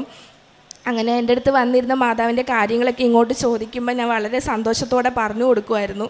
അപ്പോൾ എനിക്ക് ഭയങ്കര സന്തോഷമായി. അങ്ങനെ ഞങ്ങൾ മെഡിക്കലിൻ്റെ ഡേറ്റ് വന്നു, മെഡിക്കൽ എടുത്തു. ഞാൻ മെഡിക്കലിന് പോകുന്നതിന് മുന്നേ അമ്മയോട് പ്രാർത്ഥിച്ച് അനുവാദം വാങ്ങിച്ച് എല്ലാവർക്കും, ഞാനുൾപ്പെടെ എല്ലാവർക്കും നെറ്റിയിൽ തൈലം കൊണ്ട് കുരിശ് വരച്ചു കൊടുത്തു, ഉപ്പും തേനും കൊടുത്തു. ഒക്കെ ചെയ്തിട്ടാണ് ഞങ്ങൾ മെഡിക്കൽ എടുക്കാൻ പോകുന്നത്. മെഡിക്കൽ എടുത്തു. ആർക്കും ഒരു കുഴപ്പമില്ലാതെ എല്ലാവരും മെഡിക്കൽ പാസ്സായി. അത് കഴിഞ്ഞ് ഞങ്ങൾക്ക് എംബസി ഇൻ്റർവ്യൂവിന് ഡേറ്റ് കിട്ടണമായിരുന്നു. അപ്പോൾ ഡേറ്റ് കിട്ടാതെ ഞങ്ങൾ ഇങ്ങ് വിഷമിച്ചിരുന്നു. അപ്പോൾ വിഷമിച്ചിരുന്നപ്പോൾ ഞാൻ എപ്പോഴും മാതാവിനോട് പറയുമായിരുന്നു, മാതാവ് എന്താ ഞങ്ങൾക്ക് ഡേറ്റ് തരാത്തെ, എന്തെങ്കിലും പ്രാർത്ഥനയിൽ എന്തെങ്കിലും മുടക്കം വന്നോ, എന്തെങ്കിലും കുഴപ്പമുണ്ടോ എന്നൊക്കെ ചോദിക്കുമായിരുന്നു. അപ്പം ഞാൻ മാതാവിനോട് പറഞ്ഞു, ഫെബ്രുവരി 10-ാം തീയതി എൻ്റെ ബർത്ത്ഡേ ആണ്, എനിക്ക് അതിന് ഗിഫ്റ്റായിട്ട് ഞങ്ങൾക്ക് എംബസി ഡേറ്റ് തരണമെന്ന് പറഞ്ഞു. അങ്ങനെ ഞാൻ പ്രാർത്ഥിച്ചു കഴിഞ്ഞ് ഒരു 2 ദിവസത്തിനുള്ളിൽ തന്നെ ഫെബ്രുവരി 9-ാം തീയതി ഞങ്ങളുടെ എംബസി ഇൻ്റർവ്യൂ ആണെന്നും പറഞ്ഞ് മെസ്സേജ് വന്നു. അപ്പോൾ എനിക്ക് ഭയങ്കര സന്തോഷമായി. ഒരു ദിവസം മുന്നേ മാതാവ് എനിക്ക് ആ ഗിഫ്റ്റ് തന്നു. അങ്ങനെ ഞങ്ങൾ എല്ലാവരും പോയി ഇൻ്റർവ്യൂ അറ്റൻഡ് ചെയ്തു. അന്ന് വൈകിട്ട് ഞങ്ങളിൽ 4 പേർക്ക് തന്നെ വിസ സ്റ്റാമ്പ് ചെയ്തു. ഞങ്ങൾ 3 പേർക്ക് സ്റ്റാമ്പ് ചെയ്തില്ല. അപ്പം ഒരു ചെറിയൊരു വിഷമം തോന്നി. എന്നാലും ഞാൻ പറഞ്ഞു, സാരമില്ല, ഇത്രയൊക്കെ ചെയ്ത് തന്ന മാതാവ് അതും തരും എന്ന് പറഞ്ഞ് ഞങ്ങൾ വിശ്വാസത്തോടെ ഇരുന്നു. അങ്ങനെ ഞങ്ങൾ ഇൻ്റർവ്യൂ കഴിഞ്ഞ് ഞങ്ങൾ നാട്ടിലേക്ക് തിരിച്ച് ഞാൻ 12-ാം തീയതിയാണ് നാട്ടിൽ വന്ന് എത്തുന്നത്. 12 അല്ല 11-ാം തീയതി എത്തിക്കഴിഞ്ഞ ഒരു 10 മിനിറ്റ് കഴിഞ്ഞപ്പോൾ എന്നെ ഏജൻസിയിൽ നിന്ന് വിളിച്ചിട്ട് പറഞ്ഞു, എന്നെ സബ്മിറ്റ് ചെയ്ത പേപ്പറിൽ ഒരു പേപ്പർ മിസ്റ്റേക്ക് ഉണ്ട്, അത് ഞാൻ വീണ്ടും സബ്മിറ്റ് ചെയ്യണം, അല്ലാതെ എനിക്ക് വിസ സ്റ്റാമ്പ് ചെയ്യില്ല എന്ന് പറഞ്ഞു. അപ്പോൾ ഞാൻ ഭയങ്കരമായിട്ട് കരഞ്ഞു. എനിക്ക് എന്ത് പറയണമെന്നറിയാം. ഞാൻ വീട്ടിൽ വന്ന് കയറിയതേ ഉള്ളൂ. അപ്പോൾ എനിക്കത് കേട്ടപ്പോൾ ഭയങ്കര വിഷമം തോന്നി. കാരണം ഞാൻ സ്റ്റാമ്പിങ്ങിൻ്റെ ലാസ്റ്റ് ഘട്ടം വരെ എത്തിയിട്ട് ആ ഒരു നിമിഷത്തിൽ ഇങ്ങനെ സ്റ്റാമ്പ് ചെയ്യില്ല എന്ന് പറഞ്ഞപ്പോൾ എനിക്ക് ഭയങ്കര വിഷമം തോന്നി. അങ്ങനെ ഞാൻ മാതാവിൻ്റെ അടുത്ത് പോയിരുന്ന് കരഞ്ഞു. ഞാൻ എൻ്റെ മനസ്സ് ഫുള്ളും അസ്വസ്ഥമായിരുന്നു. എന്ത് ചെയ്യണമെന്നറിയാൻ വയ്യ. അപ്പോൾ എൻ്റെ കുഞ്ഞമ്മ എന്നെ വിളിച്ചിട്ട് പറഞ്ഞു, നീ എന്തിനാ വിഷമിക്കുന്നത്, നീ മാതാവിൻ്റെ മോളല്ലേ, നീ മാതാവിനോട് ചോദിക്കും, മാതാവ് നീ ചോദിച്ചതെല്ലാം തന്നിട്ടുണ്ടല്ലോ, പിന്നെ നീ എന്തിനാ വിഷമിക്കുന്നത്, ധൈര്യമായിട്ടിരിക്കും, നീ മാതാവിനോട് ചോദിച്ചാൽ മതി എന്ന് പറഞ്ഞു. അപ്പോൾ എനിക്ക് അതൊക്കെ കേട്ടപ്പോൾ എനിക്ക് മനസ്സിനൊരു ധൈര്യം തോന്നി. ഞാൻ 12-ാം തീയതി രാത്രി, അന്ന് മുതൽ ഞാൻ ഒന്നും കഴിച്ചിട്ടില്ല. ഞാൻ അന്ന് രാത്രി മുഴുവൻ ഉണർന്നിരുന്ന് മാതാവിൻ്റെ അടുത്ത് പ്രാർത്ഥിച്ചു. ഞാൻ എൻ്റെ അമ്മയോട് വാശി പിടിക്കുന്ന പോലെ ഞാൻ മാതാവിൻ്റെ അടുത്ത് വാശി പിടിച്ച് പറഞ്ഞു, അമ്മ, മാതാവ് എനിക്ക് മാത്രം സ്റ്റാമ്പ് ചെയ്ത് തരാത്തത് എന്താ, ഞാൻ അമ്മയോട് എല്ലാ കാര്യങ്ങളും പറയുന്നതല്ലേ, എന്തെങ്കിലും കുറവുകൾ എൻ്റെ ഭാഗത്തുനിന്ന് വന്നു പോയിട്ടുണ്ടെങ്കിൽ എനിക്ക് മാപ്പ് താ, ഞാൻ ഇനി അമ്മയോട് ചേർന്ന് എൻ്റെ അമ്മയുടെ മോളായിട്ട് ജീവിച്ചോളാമെന്ന് പറഞ്ഞ് ഞാൻ അമ്മയടുത്ത് പ്രാർത്ഥിച്ച് എനിക്ക് ഉറക്കം വരുന്നില്ല. ഞാൻ കുറേ നേരം ഇരുന്ന് ബൈബിള് വായിക്കുമ്പോഴൊക്കെ എനിക്ക് ആശ്വാസം കിട്ടുന്ന വചനങ്ങളായിരുന്നു കിട്ടിക്കൊണ്ടിരുന്നത്. എന്നിട്ട് ഞാൻ അമ്മയുടെ രൂപത്തിലോട്ട് നോക്കിയിട്ട് പറഞ്ഞു, അമ്മ എനിക്കിത് തരണം, അമ്മ സഞ്ചാരി മാതാവ് ഇപ്പം തന്നെ പോയി എംബസിയിൽ നിന്ന് എൻ്റെ പാസ്പോർട്ട് എടുത്ത് സ്റ്റാമ്പ് ചെയ്യുന്നിടത്ത് കൊണ്ട് വെക്കണം, എനിക്ക് നാളെ എനിക്ക് സന്തോഷ വാർത്ത തരണം, എനിക്ക് സന്തോഷം എൻ്റെ വിസ സ്റ്റാമ്പ് ചെയ്യുന്നത് കേൾക്കുന്നതാണ്, എനിക്ക് അത് തന്നെ വേണം, എനിക്ക് ആ സന്തോഷം തന്നെ വേണം, അമ്മ പോയേ പറ്റത്തുള്ളൂ, എനിക്കിത് ചെയ്ത് തരണം, ഞാൻ ഇനി ഡേറ്റ് ഇടത്തില്ല, എനിക്ക് നാളെ തന്നെ വേണമെന്ന് പറഞ്ഞു, അല്ലാതെ ഇനി എനിക്ക് ഡേറ്റ് നീട്ടിക്കൊണ്ട് പോകാനില്ല, എനിക്ക് നാളെ തന്നെ വേണം, എനിക്ക് ഞങ്ങളുടെ എല്ലാവരുടെയും കൂടെ തന്നെ എനിക്ക് ഒരുമിച്ച് ഇവിടുന്ന് പോകണമെന്ന് പറഞ്ഞു. അങ്ങനെ ഞാൻ ഒത്തിരി നേരം മാതാവിനോട് കരഞ്ഞ് വാശി പിടിച്ച് പ്രാർത്ഥിച്ചു. എന്നിട്ട് ഞാൻ വെഞ്ചരിച്ച നേർച്ച വസ്തുവിൽ ഉപ്പെടുത്ത് ഞാൻ എൻ്റെ ഫോണിൽ കുരിശ് വരച്ചിട്ട് എൻ്റെ ഫോണെടുത്ത് എൻ്റെ സ്റ്റാറ്റസ് എന്താണെന്നുള്ളത് നോക്കി. അപ്പോഴും എംബസിയിൽ തന്നെയാണെന്നാണ് കണ്ടത്. അപ്പം ഞാൻ പറഞ്ഞു, സാരമില്ല, സമയമുണ്ടല്ലോ, ഞാൻ നാളത്തേക്കല്ലേ ചോദിച്ചത്, അന്നേരത്തേക്ക് എനിക്ക് തന്നാൽ മതി എന്ന് പറഞ്ഞിട്ട് ഞാൻ പ്രാർത്ഥിച്ച് പുറത്തേക്ക് ഇറങ്ങി. അമ്മയായിട്ടൊക്കെ ഇരുന്ന് സംസാരിച്ച് വീണ്ടും റൂമിൽ കിടക്കാൻ കയറിയപ്പോഴും ഒത്തിരി നേരം ഇരുന്ന് പ്രാർത്ഥിച്ചു. ഏകദേശം ഞാൻ വെളുപ്പിനൊരു 4 മണിയോളം ആയോ ഉറങ്ങിയപ്പോൾ. അത്രയും നേരം ഇരുന്ന് പ്രാർത്ഥിക്കുകയായിരുന്നു.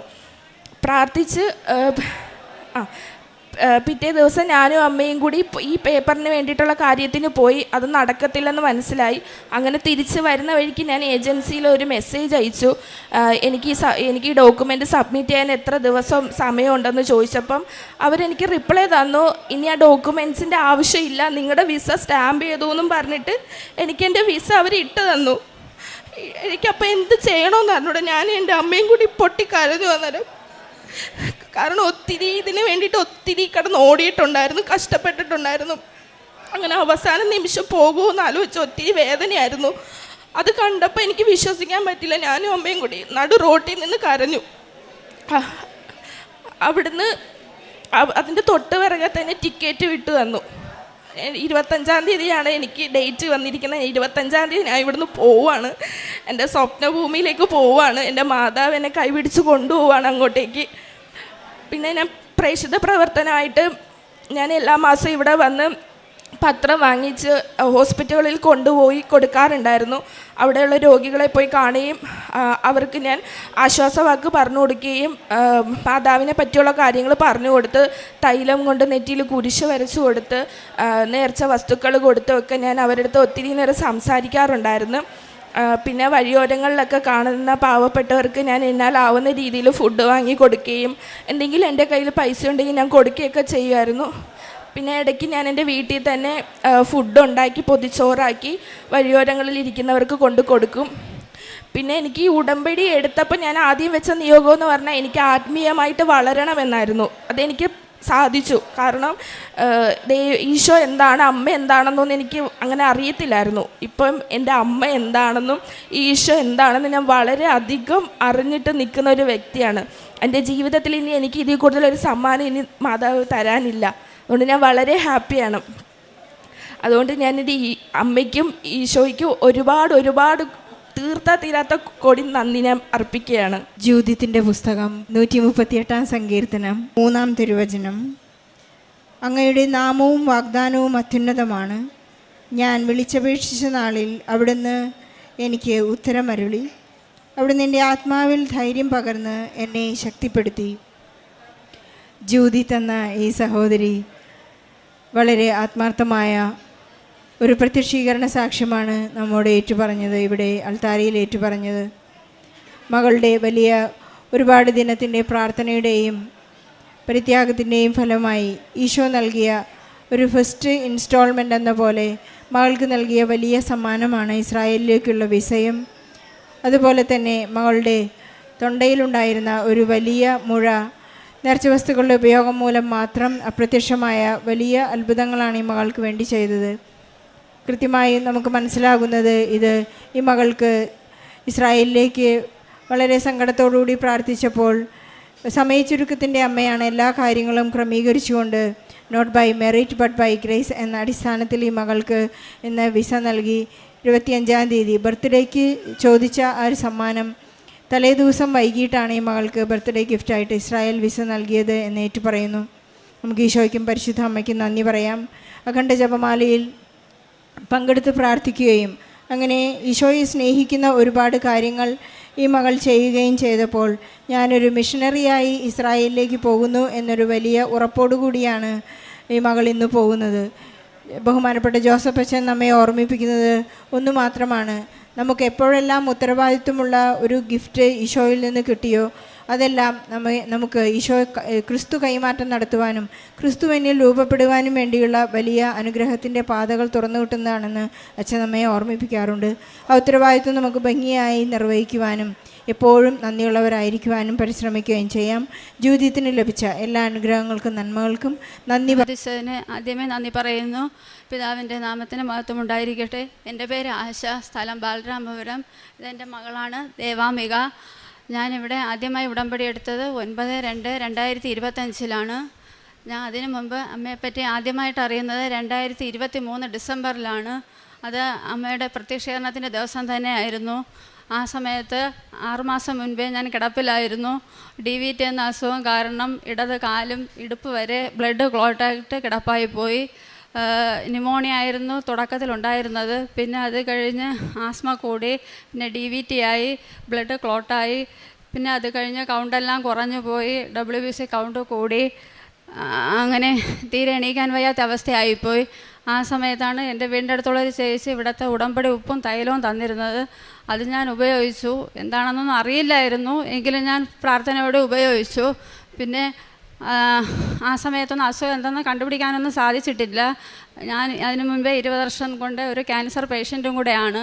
അപ്പോൾ കാല് ഏകദേശം ഒരു ആനയുടെ വലുപ്പത്തിൻ്റെ കാലിൻ്റെ വീതമായിപ്പോയി, പൊട്ടുന്ന അവസ്ഥയിലെത്തി. പിന്നെ ഞങ്ങൾ ഈ ഉടമ്പടി വസ്തുവൊക്കെ ഉപയോഗിച്ചത് കൊണ്ടാവാം RCCയിൽ തന്നെ പോകാമെന്ന് കരുതി ഞങ്ങൾ RCCയിൽ പോയി. അവിടെ വെച്ച് സ്കാൻ ചെയ്തപ്പോഴത്തേക്കാണ് അറിഞ്ഞത് DVT ആണെന്ന് ഡോക്ടർ പറഞ്ഞത്. മെഡിക്കൽ കോളേജിൽ തൽക്കാലം പോകണ്ട, പോയി കഴിഞ്ഞാൽ അവർ പെട്ടെന്ന് നോക്കിയില്ല എന്നുണ്ടെങ്കിൽ കാല് പൊട്ടിപ്പോവും, അറ്റാക്ക് അരമണിക്കൂറിനകത്ത് വരികയും ചെയ്യും. പിന്നെ 1 മണിക്കൂർ കഴിഞ്ഞാൽ സ്ട്രോക്കുമായി പോവും. എത്രയും പെട്ടെന്ന് കഴിയുമെങ്കിൽ ഒരു പ്രൈവറ്റ് ഹോസ്പിറ്റലിൽ എത്തിക്കുക എന്നതാണ്. അങ്ങനെ ഞങ്ങൾ ഒരു പ്രൈവറ്റ് ഹോസ്പിറ്റലിൽ പോയി. അവിടെ പോയപ്പോഴത്തേക്ക് അതിൻ്റേതായ ബ്ലഡ് ടെസ്റ്റ് ഡി ഡൈമർ എന്നാണ്, അത് ചെയ്തു. 4.5 ആകുമ്പോഴത്തേക്ക് സാധാരണ എല്ലാവർക്കും അറ്റാക്ക് വരുന്നതാണ്. എനിക്ക് 7.5 ആയിരുന്നു. ഈ ഉടമ്പടി വസ്തുക്കൾ ഉപയോഗിച്ചത് കൊണ്ടാവാം എന്ന് ഇപ്പോഴാണ് അറിയുന്നത്. അതിനെപ്പറ്റി അപ്പോഴറിയില്ലായിരുന്നു. എനിക്ക് അപ്പോഴൊന്നും സംഭവിച്ചിട്ടില്ല.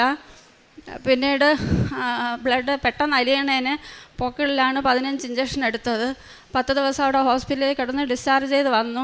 വന്നതിന് ശേഷം 58 ദിവസം ഒരേ കിടപ്പായിരുന്നു, നടക്കാനേ പാടില്ലായിരുന്നു. ആ സമയത്താണ് ഇവിടെ വന്ന് ഉടമ്പടി എടുത്ത് ഒരു ചേച്ചി എനിക്ക് പത്രം കൊണ്ട് തന്നത്. ആ പത്രത്തിൽ ഒത്തിരി കുടുംബത്തിൻ്റെ ഫോട്ടോ ആയിരുന്നു ഫ്രണ്ടിലുണ്ടായിരുന്നത്. അതിലെഴുതിയിരുന്ന ഒരു വാചകം ഇങ്ങനെയായിരുന്നു: ഉടമ്പടി നിൻ്റെ ഐശ്വര്യം പുനഃസ്ഥാപിക്കുന്ന പ്രാർത്ഥന. അപ്പോൾ ഉടമ്പടി ഇതെന്താണെന്നോ എന്നറിയില്ല. മാതാവിനെയും ഈശോയെയും കണ്ടിട്ടുണ്ടെന്ന് അറിയാതെ ഞങ്ങളെ വീടിൻ്റെ അടുത്തുള്ള കുരിശടിയിലെ മാതാവിനെ, വേളാങ്കണ്ണി മാതാവിനെ മാത്രമേ അറിയാമായിരുന്നുള്ളൂ, വേറൊന്നും അറിയില്ലായിരുന്നു. പിന്നീട് ആ ചേച്ചി എപ്പോഴും അമ്മയോട് പറയുമായിരുന്നു ഇവിടെ വരാനായിട്ട്. എനിക്ക് എണീറ്റ് നടക്കാൻ പറ്റാത്തതുകൊണ്ട് വരാൻ കഴിഞ്ഞില്ല. പിന്നെ 2025 ജനുവരി ആയപ്പോഴത്തേക്ക് വരാമെന്ന് കരുതി. എനിക്കപ്പോൾ നടക്കാനൊക്കെ തീരെ ബുദ്ധിമുട്ട്, നീരൊന്നും കുറഞ്ഞിട്ടില്ല, ബ്ലഡ് ടെസ്റ്റും അതിൻ്റെ അളവ് കുറഞ്ഞിട്ടുണ്ടായിരുന്നില്ല, 1-ലെത്തിയതേ ഉള്ളൂ. 0.5 നിന്ന് താഴെ വേണം അത് നിൽക്കാനായിട്ട്. അപ്പോൾ നടക്കാൻ പറ്റാത്ത കാരണം എനിക്ക് ട്രെയിനിൽ വരാൻ പറ്റില്ലായിരുന്നു. പിന്നീട് വീടിനടുത്തുള്ള കുറച്ച് പേർ ചേർന്ന് വന്നപ്പോൾ ഞാൻ അതിൻ്റെ കൂടെയാണ് വന്നത്. ഇവിടെ വന്നപ്പോഴത്തേക്ക് ടോക്കൺ എടുക്കാൻ പറഞ്ഞു, എടുത്തു. അപ്പോൾ ഞാൻ കരുതി ഇവിടെ പ്രാർത്ഥിക്കേണ്ടടുത്ത് ഇരിക്കാൻ വേണ്ടിയായിരിക്കും ആ ടോക്കണെന്ന്. ഉടമ്പടിക്കാണെന്ന് എനിക്ക് അപ്പോഴറിയില്ല. അപ്പോഴത്തേക്ക് ഞാനും ടോക്കൺ എടുത്തു, എല്ലാവർക്കൊപ്പം ചെന്നിരുന്നു, ഉടമ്പടി എടുത്തു. പക്ഷേ അപ്പോൾ കിട്ടിയ പ്രേക്ഷിത പ്രവർത്തനമൊന്നും എനിക്ക് ചെയ്യാൻ പറ്റിയില്ല. എനിക്ക് വേണ്ടി എൻ്റെ മകളാണ് ചെയ്തത്. കാര്യം എനിക്ക് നടക്കാനൊന്നും പറ്റില്ലായിരുന്നു. ഇത് മാത്രമല്ല, കിടപ്പായി കഴിഞ്ഞ് എണീറ്റപ്പോഴത്തേക്ക് എനിക്ക് ജനറ്റിക് വാർട്ടും കൂടെ വന്നു. അത് ജനറ്റിക് വാർട്ടാണെന്നും അറിയില്ലായിരുന്നു. ചെറുതായിട്ടൊരു ഉണ്ണി പോലെ അങ്ങനെ എന്തെങ്കിലും ആണെന്നാണ് കരുതിയത്. അത് നിമിഷം കൊണ്ട് തേനീച്ചക്കൂട് മാതിരി എൻ്റെ ജനറ്റിക് ഏരിയ മൊത്തം ആയിപ്പോയി. ഇത് DVTക്കുള്ള ബ്ലഡിൻ്റെ ടാബ്ലറ്റ് കഴിക്കുന്നതുകൊണ്ട് പീരീഡ് സമയത്ത് ശക്തമായ ബ്ലീഡിങ്ങുമായിരുന്നു. എനിക്ക് പേഡ് പോലും ഉപയോഗിക്കാൻ പറ്റാത്ത അവസ്ഥയിലായിരുന്നു. രാത്രിയൊക്കെ ഞാൻ ക്ലോസറ്റിലേക്ക് ഇരുന്നാണ് ഞാൻ ഉറങ്ങിയിരുന്നത്. കാര്യം പേഡ് വയ്ക്കാൻ പറ്റില്ല. പിന്നെ അത് കഴിഞ്ഞിട്ട് ഉടമ്പടി എടുത്തതിന് ശേഷം ആദ്യത്തെ 3 മാസം രാവിലെ വൈകിട്ട് ഇങ്ങനെ പ്രാർത്ഥിക്കുമെന്നല്ലാതെ വേറെ ഒന്നും എനിക്കറിയില്ലായിരുന്നു. ഒരു കാരുണ്യ പ്രവൃത്തി ചെയ്യാൻ വീട്ടിൽ നിന്ന് വെളിയിറങ്ങാനും പറ്റില്ല. അങ്ങനെ ഞാൻ എൻ്റെ ഭർത്താവിനോട് പറഞ്ഞു, നമുക്ക് ആർക്കെങ്കിലും എന്തെങ്കിലും നമുക്ക് ചെയ്യണം. അപ്പോൾ എൻ്റെ 11 മാസം കൊണ്ട് എൻ്റെ ഭർത്താവ് പണിക്കൊന്നും പോകാനൊന്നും പറ്റില്ലായിരുന്നു. കാര്യം എന്നെ കൊണ്ട് ഹോസ്പിറ്റലിൽ പോകുന്നത് കാരണം. അത് കഴിഞ്ഞതിന് ശേഷം ഫെബ്രുവരിയിൽ ഉടമ്പടി എടുത്തു. ഏപ്രിൽ മാസം വീടിനടുത്തുള്ള എൻ്റെ കൂടെ വന്നവർ എന്നെ പറഞ്ഞു, നമുക്ക് അച്ഛനെ കൊണ്ട് പ്രാർത്ഥിക്കാം, പോകാമെന്ന് പറഞ്ഞ് ഞാൻ അങ്ങനെ അവർക്കൊപ്പം തന്നെ ഇവിടെ വന്നു. അങ്ങനെ അച്ഛൻ ഇവിടെ പ്രാർത്ഥിക്കുന്നിടത്ത് ടോക്കൺ എടുക്കാൻ വേണ്ടി നിൽക്കണമെന്ന് അതും എനിക്കറിയില്ല. ഞാനും ടോക്കൺ എടുത്തു. അപ്പോൾ എൻ്റെ കയ്യിൽ റേഡിയേഷൻ കഴിഞ്ഞ തുണ്ട് റിസൾട്ട് ഇരിക്കുന്നത് കണ്ട് അവിടെ ഇരുന്ന് ആ ബ്രദർ ചോദിച്ചു, ക്യാൻസറാണ് അല്ലയെന്ന് ചോദിച്ച്. സ്കിൻ ക്യാൻസർ എന്ന് എഴുതി. യഥാർത്ഥത്തിൽ ഞാൻ തലയിൽ കഴിച്ച് പ്രാർത്ഥിക്കാൻ വന്നത് അപ്പോൾ അതിനായിരുന്നില്ല, ഈ ജനറ്റിക് വാർട്ടിൻ്റെ ഇതിനായിരുന്നു. അപ്പോൾ ആ സഹോദരൻ പറഞ്ഞത്, അച്ഛൻ ഇവിടെ ചോദിക്കുമ്പോൾ പിന്നെ പറഞ്ഞാൽ മതിയെന്ന്. ഞാൻ വീണ്ടും ഇവിടെ വന്ന് നിന്നു. അച്ഛൻ എൻ്റെ അടുത്തൊന്നും ചോദിച്ചില്ല. അപ്പോൾ ഇവിടെ അത് ഇതേപോലെ നൊയമ്പ് സമയമായിരുന്നത് കൊണ്ട് ഈശോയെല്ലാം ഇങ്ങനെ പുതച്ച് വെച്ചിരിക്കുകയായിരുന്നു. അപ്പോൾ ഞാൻ വിചാരിച്ചു, ഇരുട്ടിൽ കഴിഞ്ഞിരുന്ന എനിക്ക് ഇവിടെ വന്നപ്പോഴത്തേക്ക് വീണ്ടും ഇനി ഇരുട്ടിലായി പോകുമോ ജീവിതം എന്ന് ഞാൻ അപ്പോഴും പ്രതീക്ഷിച്ചാണ് വന്നത്. പക്ഷേ അച്ഛൻ തലയിൽ കഴിപ്പിച്ചിട്ട് പ്രാർത്ഥിച്ചിട്ട് കവിളിൽ തട്ടിലിട്ട് പൊയ്ക്കോളാൻ പറഞ്ഞു. അന്ന് തൊട്ട് വീണ്ടും മരുന്നുകൾ തന്നെ ചെയ്തുകൊണ്ടിരുന്നു. ഉടമ്പടി വസ്തുക്കളെന്ന് പറയുമ്പോഴത്തേക്ക് ഉപ്പ് വെള്ളത്തിലിട്ട് കുടിക്കും, തേന് രാവിലെ വെറുവയറ്റിൽ കഴിക്കും. പിന്നെ ഇത്തിരി തൈലം പിന്നെ എനിക്ക് ജനനേന്ദ്ര ഭാഗത്തൊന്നും ഉപയോഗിക്കാൻ പറ്റില്ല. കാര്യം ഈ ബ്ലീഡിങ്ങും കൂടെ ആയത് കാരണം ഞങ്ങളൊരു അക്രൈസ്തവരായതുകൊണ്ട് ഈ നേർച്ച വസ്തുക്കളൊക്കെ ഈ സമയത്ത് ഉപയോഗിക്കാൻ ഭയങ്കര പേടിയായതുകൊണ്ടാണ് ഉപയോഗിക്കാത്തത്. അല്ലാതെ അത് കുറയില്ല എന്നുള്ള വിശ്വാസം ഇല്ലാത്തതുകൊണ്ടല്ല, പേടി കൊണ്ടാണ് ഉപയോഗിക്കാതിരുന്നത്. പിന്നീട് അതിനുശേഷം പ്രാർത്ഥിച്ചിട്ട് പോയതിനു ശേഷം കടം ഞങ്ങൾക്ക് കൂടിക്കൊണ്ടിരിക്കുകയായിരുന്നു. കാര്യം എനിക്ക് ഇതിൻ്റെ കൂടെ തന്നെ ശരീരത്തിൽ സിസ്റ്റുകൾ വന്ന് നിറഞ്ഞുകൊണ്ടിരിക്കും. അത് സർജറി ചെയ്യണം. RCCയിൽ സർജറി ചെയ്യില്ല. കാര്യം എനിക്ക് DVT വന്നതുകൊണ്ട് അവർക്ക് സർജറി ചെയ്യുക അവർക്ക് പോലും പേടി. കാര്യം ഏത് നിമിഷവും സ്ട്രോക്ക് വരും എന്നാണ് ഇപ്പോഴും പറയണത്. അപ്പോൾ പ്രൈവറ്റ് ഹോസ്പിറ്റലിലാണ് പോയത് സർജറി ചെയ്യാം. അവിടെ പോയി കഴിഞ്ഞാൽ നല്ല എമൗണ്ട് ആവുകയും ചെയ്യും.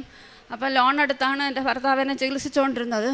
കടം അങ്ങനെ വീട് വെച്ചതിൻ്റെ ലോണുമുണ്ട്. ഇതും കൂടെ ആയപ്പോൾ 62 ലക്ഷത്തിന് മേളിലായി. അങ്ങനെ ആദ്യമായിട്ട് താമസിക്കാൻ വെച്ച വീട് തന്നെ വിൽക്കാമെന്ന് തീരുമാനിച്ചു. പക്ഷേ ഇവിടെ വന്ന് അച്ഛൻ പ്രാർത്ഥിച്ച സമയത്ത് ഞാൻ ഇവിടെ മാതാവിൻ്റെ അടുത്ത് പറഞ്ഞിട്ട് പോയി. ആദ്യമായിട്ട് ആഗ്രഹിച്ച് വച്ചതാണ്, 2 മുറിയേ ഉള്ളൂ. പക്ഷെ അത് വിൽക്കണമെന്ന് ആഗ്രഹമില്ല. കടം തീരാനെങ്കിൽ അത് വിൽക്കണമെങ്കിൽ വിൽക്കട്ടെ, ഇല്ലെങ്കിൽ വേറൊരു വസ്തുവുണ്ട് അത് വിറ്റാലും മതിയെന്നാണ് പ്രാർത്ഥിച്ചിട്ട് പോയത്. പക്ഷെ അമ്മയുടെ നിയോഗം അങ്ങനെ ആയതുകൊണ്ട് ആ വസ്തു 11 മാസം കൊണ്ട് ഞങ്ങൾ വിൽക്കാനായിട്ട് ആഗ്രഹിച്ചു. ആരും വരുന്നു എന്നല്ലാതെ ആരും ഇഷ്ടപ്പെടുന്നില്ല, വാങ്ങുന്നുമില്ലായിരുന്നു. അപ്പോഴത്തേക്ക് ഭർത്താവ് അവിടെ അന്ന് ഒരാൾ നോക്കാൻ വരുമെന്ന് പറഞ്ഞതുകൊണ്ട് ഇവിടുത്തെ അപ്പോഴത്തേക്ക് സാക്ഷ്യങ്ങളൊക്കെ അച്ഛൻ എന്നെ പ്രാർത്ഥിച്ചതിന് ശേഷമാണ് ഞാൻ സാക്ഷ്യങ്ങളൊക്കെ കറക്റ്റായിട്ട് കണ്ടു തുടങ്ങിയത്. അന്ന് ഞാൻ ഭർത്താവിൻ്റെ ഉപ്പ് കൊടുത്തുവിട്ടിട്ട് ഞാൻ പറഞ്ഞു, ആൾ വരുന്ന സമയത്ത് എന്നെ വിളിച്ച് പറയണേന്ന് പറഞ്ഞു. അപ്പോൾ എന്നെ വിളിച്ചപ്പോഴത്തേക്ക് ഞാൻ പറഞ്ഞു ഉപ്പ് അവിടെ ഇടാൻ പറഞ്ഞു. വിശ്വാസ പ്രമാണം ചൊല്ലി ഞാൻ 2.5 മണിക്കൂർ ഒരേ കണക്കിരുന്ന് പ്രാർത്ഥിച്ചുകൊണ്ടിരുന്നു. അന്ന് തന്നെ അവർക്കത് ഇഷ്ടപ്പെട്ടെന്ന് പറഞ്ഞു ടോക്കൺ തന്നിട്ട് പോയി. 15 ദിവസം കഴിഞ്ഞപ്പോഴത്തേക്ക് അഡ്വാൻസ് കൊണ്ടുവന്നു. വന്നവരുടെ ഹസ്ബൻഡ് ഗൾഫിലായതുകൊണ്ട് 10 ദിവസം കഴിഞ്ഞ് വരുമുള്ളെന്ന് പറഞ്ഞു. പക്ഷേ 7 ദിവസം കഴിഞ്ഞപ്പോഴത്തേക്ക് അവർ വന്നു. അവരുടെ ഹസ്ബൻഡും വന്നു കണ്ടപ്പോൾ വീട് ഇഷ്ടപ്പെട്ടു. 1 മാസം കഴിഞ്ഞിട്ട് രജിസ്ട്രേഷൻ നടത്തുള്ളെന്ന് പറഞ്ഞു. അപ്പോൾ 3 ദിവസം കഴിയുമ്പോഴത്തേക്കും മെയ് ദിനമായിരുന്നു. അപ്പോൾ അന്ന് അവധി, രജിസ്ട്രേഷൻ നടക്കില്ല. അപ്പോൾ അത് മാത്രമല്ല 1 മാസം കഴിഞ്ഞ് നടക്കുള്ളൂ എന്ന് പറഞ്ഞതുകൊണ്ട് നടക്കില്ല എന്നാണ് കരുതിയത്. പക്ഷേ മെയ് ദിനത്തിൻ്റെ അന്ന് വൈകിട്ട് വിളിച്ച് പറയുകയാണ് മെയ് 3-ാം തീയതി രജിസ്ട്രേഷൻ നടത്തുമെന്ന്. അങ്ങനെ ഞങ്ങൾക്ക് എമൗണ്ട് കിട്ടി. പക്ഷേ ഇവിടെ ഉടമ്പടിയിൽ എടുക്കാൻ വന്നപ്പോഴത്തേക്കും ഞാൻ ഹസ്ബൻഡ് അടുത്ത് ചോദിച്ചു, എനിക്ക് വീടിൻ്റെ വിലയും കാര്യങ്ങളൊന്നും അറിയാത്തതുകൊണ്ട് ഞാൻ ചോദിച്ചു എത്ര ലക്ഷം രൂപ കിട്ടിയാൽ നമുക്ക് നഷ്ടമില്ലാതെ പോവും. 62 ലക്ഷം രൂപ കടമുണ്ട് താനും, എത്ര കിട്ടിയാൽ നമുക്കത് നമ്മുടെ ഇത് നിൽക്കുമെന്ന് ചോദിച്ചപ്പോൾ എനിക്ക് 57 ലക്ഷം രൂപ കിട്ടിയാൽ മതി, ബാക്കി കട ഞാൻ അധ്വാനിച്ച് തീർത്തോളാം, 57 ലക്ഷം കിട്ടിയാൽ അത് നഷ്ടമില്ലാതെ പോവുള്ളെന്ന് പറഞ്ഞു. അങ്ങനെ ഞാൻ 57 ലക്ഷം എഴുതി വെച്ചു ഇവിടെ ഉടമ്പടിയിൽ. അങ്ങനെ അവർ പറഞ്ഞതും 57 ലക്ഷം രൂപ തന്നെ പറഞ്ഞു. ആ 57 ലക്ഷം രൂപയ്ക്ക് അവർ സമ്മതിക്കുകയും ചെയ്തു. രജിസ്ട്രേഷൻ നടന്നു. ഞങ്ങൾ പിന്നെ സ്വർണം എടുത്തതിന് ശേഷം ഫെബ്രുവരി 9-ാം തീയതിയാണ് ഞങ്ങൾ ഉടമ്പടി എടുത്തത്. ഫെബ്രുവരി തീർന്നു. അടുത്ത മാർച്ച്, ഏപ്രിൽ, മെയ് 3-ാം തീയതി രജിസ്ട്രേഷൻ കഴിഞ്ഞു. 3 മാസം കാലയളവിന് മെയ് 9 കഴിയുമ്പോഴേ 3 മാസം ആവുള്ളൂ ഇവിടെ ഉടമ്പടി എടുത്തിട്ട്. അതിന് മുന്നേ തന്നെ തീർന്നു. അതിന് മുമ്പ് എനിക്കൊരു രോഗസൗഖ്യം കൂടെ തീരുകയുണ്ടായി. കാര്യം അത് ഞാൻ അറിഞ്ഞതുപോലുമില്ല എൻ്റെ ശരീരത്തിൽ നിന്ന് മാറിയത്. എനിക്ക് 8 വയസ്സ് മുതൽ ഇതിൽ ശ്വാസം മുട്ട് നന്നായിട്ട് അപ്പോഴും വരുമായിരുന്നെന്ന് അറിഞ്ഞില്ല. ജലദോഷം വന്നു കഴിഞ്ഞാൽ പെട്ടെന്ന് നീർക്കെട്ട് വരും എന്നാണ് കുഞ്ഞുനാളിൽ അറിയാമെന്നുള്ളത്. അതൊരു ആസ്മയുടെ ഇതാണെന്ന് അറിഞ്ഞത് എൻ്റെ മോളെ പ്രഗ്നൻ്റ് ആയപ്പോഴത്തേക്കാണ് ഞാൻ അറിയുന്നത് എനിക്ക് ആസ്മ ഉണ്ടോയെന്നുള്ളത് കാര്യം. അതുവരെ എനിക്ക് അറിയില്ലായിരുന്നു. അപ്പോഴെനിക്ക് 27 വയസ്സായിരുന്നു. 8 വയസ്സിൽ വന്ന കാര്യം 27 വയസ്സായപ്പോഴത്തേക്കാണ് അറിഞ്ഞത്. ആ 8 വർഷം കൊണ്ട് ഇൻഹേലർ ഉപയോഗിച്ചുകൊണ്ടിരുന്നു. ഈ 8 വർഷം കൊണ്ട് ശക്തമായ ശ്വാസം മുട്ടൽ. എനിക്ക് ജനിച്ച് 6-ാം മാസം തൊട്ട് വെയിൽ കൊള്ളാനും പറ്റില്ല, തീയ്. ഇപ്പം RCCയിലെ ഡോക്ടർമാരും സ്കിന്നിൻ്റെ ഡോക്ടർമാരും പറഞ്ഞിരിക്കുന്നത് വീട്ടിനകത്ത് ഇരുന്നാൽ പോലും 1 ലൈറ്റ് ഇട്ടേ ഇരിക്കാവുള്ളൂ എന്നാണ് പറഞ്ഞിട്ടുള്ളത്. അപ്പോൾ എനിക്ക് ചൂടൊന്ന് അടിച്ചാൽ മതി, ശ്വാസം മുട്ടലും വരും, ശരീരവേദന താങ്ങാനും പറ്റില്ല. അപ്പോൾ ആ സമയത്തെല്ലാം ശ്വാസം മുട്ടലൊന്ന് ഹോസ്പിറ്റലിലാവുകയാണ് പതിവ്. അങ്ങനെ ഇരിക്കുമ്പോഴത്തേക്കാണ് ഇവിടുന്ന് ഉടമ്പടി എടുത്തിട്ട് പോയ ആ ഫെബ്രുവരി മാസം തന്നെ വീടിനടുത്തുള്ള ഒരു പയ്യന് ഹാർട്ടിന് പെട്ടെന്ന് അവന് ഒരു നെഞ്ചുവേദനയിൽ ആദ്യം വന്നത്, അവന് വയറുവേദനയാണ് ആദ്യം വന്നത്. ഒരു ഹോസ്പിറ്റലിൽ പോയി ചെക്കപ്പൊക്കെ ചെയ്ത് വന്നപ്പോഴത്തേക്ക് അവന് ഹാർട്ടിനായിരുന്നു കംപ്ലയിൻറ്റ്. ബൈപ്പാസ് ചെയ്ത് വാൽവ് മാറ്റണമെന്നാണ് പറഞ്ഞിരുന്നത്. അപ്പം ഞങ്ങൾക്ക് ആ നിമിഷം വരെ ഒരു വരുമാന മാർഗ്ഗമില്ല. ലോൺ എടുത്താണ് ചികിത്സാ ചെലവും വീട്ടു ചെലവും നടക്കുന്നതെങ്കിലും ഞാനും ഹസ്ബൻഡുമായിട്ട് തൊട്ടടുത്ത് തന്നെയാണ് അവൻ്റെ വീട്. അവൻ അന്വേഷിച്ച് പോയി ഞങ്ങളെ കൊണ്ട് കഴിയുന്ന ഒരു തുക അവന് കൊടുക്കുകയും ഞാൻ അപ്പോൾ ഈ തൈലം കൊണ്ടാണ് അവിടെ പോയത്. എനിക്ക് അവൻ്റെ നെഞ്ചിൽ കുരു വെച്ച് വരച്ച് പ്രാർത്ഥിക്കണമെന്ന് ആഗ്രഹം ഉണ്ടായിരുന്നു. ഞങ്ങൾ ഹിന്ദുക്കളാണ്, അവർ ഹിന്ദുക്കളാണ്. അപ്പോൾ ഹസ്ബൻഡ് പറഞ്ഞു, നമുക്ക് അനുഗ്രഹം കിട്ടാതെ നമ്മൾ ചെയ്താൽ അഥവാ എന്തെങ്കിലും വന്നാൽ നമുക്ക് പിന്നെ ആ തെറ്റും കൂടെ ഇനി ഏൽക്കേണ്ടി വരൂലേ, അത് നമുക്ക് വേണ്ടി നീ അവന് വേണ്ടി പ്രാർത്ഥിച്ചാൽ മതി എന്ന് പറഞ്ഞ് തിരിച്ചു വന്നു. പക്ഷെ അന്ന് മുതൽ ഞാൻ വൈകിട്ട്, രാവിലെ ചിലപ്പോൾ സമയം കിട്ടൂല, വൈകിട്ട് ഞാൻ പ്രാർത്ഥിക്കാൻ 6 മണിക്ക് ഇരിക്കുന്ന സമയത്ത് എൻ്റെ ഇടത് നെഞ്ചിൽ ആ തൈലം തേച്ച് കുരിശ് വരച്ച് ഞാൻ അവന് വേണ്ടി പ്രാർത്ഥിച്ചു. ജൂൺ 3-ാം തീയതിയായിരുന്നു അവൻ്റെ സർജറി ചെയ്തപ്പോൾ അവന് വാൽവൊന്നും മാറ്റി വയ്ക്കേണ്ടി വന്നില്ല. ഇപ്പോൾ അവൻ സുഖമായിട്ടിരിക്കുന്നു. ഞാൻ വീണ്ടും അവനെ കാണാൻ പോയി. നല്ല ഹാപ്പിയായിട്ട് അവൻ ഇരിക്കുകയാണ്. പക്ഷെ മാർച്ച് മാസം ആ ചൂട് വന്നപ്പോൾ തൊട്ട് എനിക്ക് ശ്വാസം മുട്ടൽ വന്നിട്ടേ ഇല്ല, ആസ്മയുടെ കംപ്ലൈൻറ്റും വന്നിട്ടില്ല. ആ മാർച്ച് മാസം തൊട്ട് ഞാൻ ഇൻഹേലർ ഉപയോഗിക്കാനും മറന്നുപോയി. ഇന്നേ വരെ ഞാൻ ഇൻഹേലർ ഉപയോഗിച്ചിട്ടുമില്ല. സാധാരണ ഈ ഡിസംബർ മാസത്തിൽ ഞാൻ കുറഞ്ഞതൊരു 40 ദിവസമെങ്കിലും ഹോസ്പിറ്റലിൽ കിടക്കുകയാണ് പതിവ്. ഇന്നേ വരെ എനിക്ക് ആ ശ്വാസം മുട്ടലും വന്നിട്ടില്ല, ഇൻഹേലർ ഉപയോഗിച്ചിട്ടില്ല. അതിൻ്റെ പേര് ഞാൻ ഡോക്ടറെ കാണേണ്ടിയും വന്നിട്ടില്ല. പിന്നെ അത് കഴിഞ്ഞ് മെയ് മാസത്തിലാണ് എനിക്കിവിടെ പുതുക്കേണ്ടി വരാനിരുന്നത്. പക്ഷേ മെയ് മാസത്തിൽ എനിക്ക് മെയ് 12-ാം തീയതിക്കകത്ത് വരേണ്ടതാണ്, വരാൻ പറ്റിയില്ല. അപ്പോൾ കയ്യിൽ 2-3 സിസ്റ്റുകൾ വന്നത് കാരണം അത് സർജറി ചെയ്യാൻ പോയപ്പോഴത്തേക്ക് സർജറി കഴിഞ്ഞു. അത് കഴിഞ്ഞപ്പോഴത്തേക്ക് എനിക്കിവിടെ വരാനും കഴിഞ്ഞില്ല. പക്ഷേ ബയോപ്സി റിസൾട്ട് വന്നപ്പോഴത്തേക്ക് അത് 2 നെഗറ്റീവായിരുന്നു. എനിക്ക് ആദ്യമായിട്ടാണ് സിസ്റ്റിൻ്റെ റിസൾട്ട് ബയോപ്സി നെഗറ്റീവായിട്ട് വരുന്നത്. ക്യാൻസർ വന്നിട്ട് 20 വർഷമായി. പക്ഷേ 23 സർജറി ഇതിനിടയ്ക്ക് ചെയ്തു. ആദ്യമായിട്ടാണ് ആ 2ഉം എനിക്ക് നെഗറ്റീവായിട്ടുള്ള റിസൾട്ട് വരുന്നത്. ആ ജൂൺ മാസം ഞാനിവിടെ വീണ്ടും പുതുക്കാൻ വരാൻ പറ്റിയിരുന്നു. അപ്പോഴെനിക്ക് കഴിഞ്ഞില്ല. കാര്യം ജനറ്റിക് പാർട്ടിൻ്റെ അളവ് കൂടിക്കൊണ്ടിരിക്കുന്നത് കാരണം എനിക്ക് കാലെടുത്ത് വെച്ച് നടക്കാൻ പറ്റാത്ത അവസ്ഥയായിപ്പോയി. അതിൽ കൂടെ ഈ ടാബ്ലറ്റ് കഴിക്കുന്നത് കൊണ്ട് 35 ദിവസത്തിനിടയിൽ ഞാൻ 3 മാസം പീരീഡ് ആവും. ഇതിനിടയിൽ പാഡുകളിങ്ങനെ മാറുന്നതല്ലാതെ എനിക്ക് വച്ചിരിക്കാൻ അത് പറ്റില്ല. രാത്രിയാകുമ്പം ക്ലോസറ്റിൽ പോയി ഇരിക്കുകയാണ് പതിവ്. അവിടെ ഇരുന്ന് തന്നെയാണ് ഉറങ്ങണത്. പാഡ് വയ്ക്കാൻ പറ്റാത്ത അവസ്ഥ ആയതുകൊണ്ട് ഇങ്ങോട്ട് വരാനും പറ്റില്ല. പിന്നെ അത് കഴിഞ്ഞിട്ട് ഞാൻ കരുതി ഇനി ജൂലൈയിൽ വരാം എന്നുള്ള ഇതിലിരിക്കുകയായിരുന്നു. ആ സമയത്ത് ഞങ്ങൾ വീടിൻ്റെ അടുത്തുള്ള ഒരു അനാഥാലയത്തിൽ പോകാനായിട്ട് എനിക്കൊരാഗ്രഹം ഉണ്ടായിരുന്നു. കാര്യം കുഞ്ഞുനാളിലെ എല്ലാവരും പറയണത് ഭാഗ്യമില്ലാത്ത ജന്മമായി ജനിച്ചു പോയി എന്നൊരു വാക്കാണ് ഞാൻ കേട്ടുകൊണ്ടിരുന്നത്. മരിക്കാൻ തന്നെ കുറേ പേരെ എന്നെ ഉപദേശിച്ചിട്ടുണ്ട്, അത് ചെയ്യാനും ഞാൻ തീരുമാനിച്ചിട്ടുണ്ട്. പക്ഷേ ഒന്നും വിജയിക്കാത്തതുകൊണ്ട് ആരും അറിഞ്ഞിട്ടുമില്ല, മരിച്ചിട്ടുമില്ല, ഇന്ന് ജീവിച്ചിരിക്കണുണ്ട്. പക്ഷേ പിന്നെ അപ്പോഴൊക്കെ ഞാൻ അവരോട് ചോദിക്കുന്നിടത്തെല്ലാം ചിരിച്ചുകൊണ്ടാണ് മറുപടി പറഞ്ഞത്. കാര്യം എനിക്ക് കയ്യും കാലിനും ശരീരസുഖം ദൈവം തന്നിട്ടുണ്ടല്ലോ, പുറത്തിറങ്ങി നടക്കാനും പറ്റും, എല്ലാം ചെയ്യാനും പറ്റും. എൻ്റെ കാര്യങ്ങൾ എനിക്ക് നോക്കാൻ പറ്റുന്നല്ലോ, അതുപോലും പറ്റാത്ത എത്ര പേരുണ്ട്. അതിനേക്കാൾ വലുതല്ലല്ലോ ഈ ശരീരത്തിൽ കാണുന്ന ഈ പുള്ളിയൊന്നും. അതുകൊണ്ട് എനിക്ക് അതിലൊന്നും വലിയ സങ്കടമില്ല. അങ്ങനെ വീണ്ടും ഒരു 3 കിലോമീറ്ററിനകത്ത് തന്നെ അങ്ങനെ ഒരു കരുണാലയം അവിടെ ഉള്ളതായിട്ട് എനിക്ക് അറിയില്ലായിരുന്നു. പക്ഷേ ഹസ്ബൻഡ് പോയി കണ്ടുപിടിച്ചു. അവിടെ പോയി എനിക്ക് ഈ DVTക്കുള്ള മരുന്നിനും മറ്റുള്ള മരുന്നുകൾക്കും വേണ്ടി 1 മാസം 15,000 രൂപയുടെ ചിലവുണ്ട് മരുന്നിന് മാത്രമായിട്ട്. ഞങ്ങൾ ആ തുക അവിടെ കൊണ്ടുപോയി സഹായിച്ചു. ആ ജൂൺ 12-ാം തീയതി എനിക്ക് DVTക്ക് മരുന്ന് കഴിക്കാൻ അതിൻ്റെ ചെക്കപ്പിന് പോകണം, RCCയിലും പോകണം.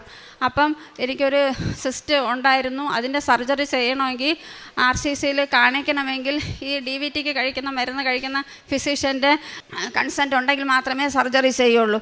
അപ്പോൾ ആദ്യം ഞാൻ RCCയിലാണ് ചെക്കപ്പിന് രാവിലെ പോയത്. അവിടെ പോയപ്പോഴത്തേക്ക് പറഞ്ഞു, ഞങ്ങൾക്ക് ഇവിടെ ചെയ്യാൻ പറ്റില്ല, ഇയാൾ തൽക്കാലം പ്രൈവറ്റിൽ എവിടെയെങ്കിലും പോയി ചെയ്യും. കാര്യം ഇവിടെ RCCയിൽ ഒരു വിഭാഗം മാത്രമേ ഇല്ല, കാർഡിയോളജി. സർജറി ചെയ്യുന്ന സമയത്ത് എന്തെങ്കിലും വന്നാൽ ഞങ്ങൾക്ക് റിസ്ക് എടുക്കാൻ വയ്യ.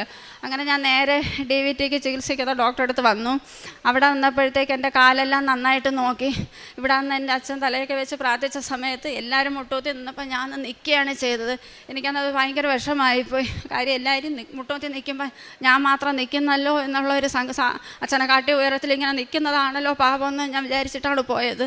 അങ്ങനെ ജൂൺ 12-ാം തീയതി ആയപ്പോഴത്തേക്ക് ജൂൺ ആദ്യത്തെ ആഴ്ച ഞാൻ ഒരു സ്വപ്നം കണ്ടപ്പോഴത്തേക്ക് എനിക്ക് 7, 8, 12, 15 ഈ 4 നമ്പറുകൾ ഈ സ്വപ്നത്തിൽ ഞാൻ കണ്ടു. പക്ഷെ അതെന്താണെന്നൊന്നും അപ്പോഴൊന്നും അറിയില്ലായിരുന്നു. ഈ 12-ാം തീയതി ഹോസ്പിറ്റലിൽ പോയപ്പോൾ ഡോക്ടർ നോക്കിയിട്ട് പറഞ്ഞു, ആ മരുന്നെല്ലാം എഴുതി, അത് തമിഴാണ് ആ ഡോക്ടർ, അമ്മ വീട്ടിൽ പോയാൽ മതി, മരുന്ന് കഴിച്ചോളൂ, സർജറിക്ക് 7 ദിവസം മരുന്ന് സ്റ്റോപ്പ് ചെയ്താൽ മതിയെന്ന് പറഞ്ഞ് ഞാൻ വീട്ടിൽ വന്നു. അന്ന് രാത്രിക്ക് കഴിക്കേണ്ട മരുന്ന് കയ്യിലുണ്ടായിരുന്നു. പക്ഷേ പിറ്റേ ദിവസം രാവിലെ തന്നുവിട്ട മരുന്നെടുത്ത് കഴിക്കാൻ വേണ്ടി ഞാൻ എടുത്തപ്പോൾ കവറിനകത്ത് 2 ഐറ്റം ടാബ്ലറ്റ് മാത്രമേ ഉള്ളൂ. ബാക്കി 27 ഐറ്റം ടാബ്ലറ്റാണ് ഞാൻ കഴിച്ചുകൊണ്ടിരുന്നത്.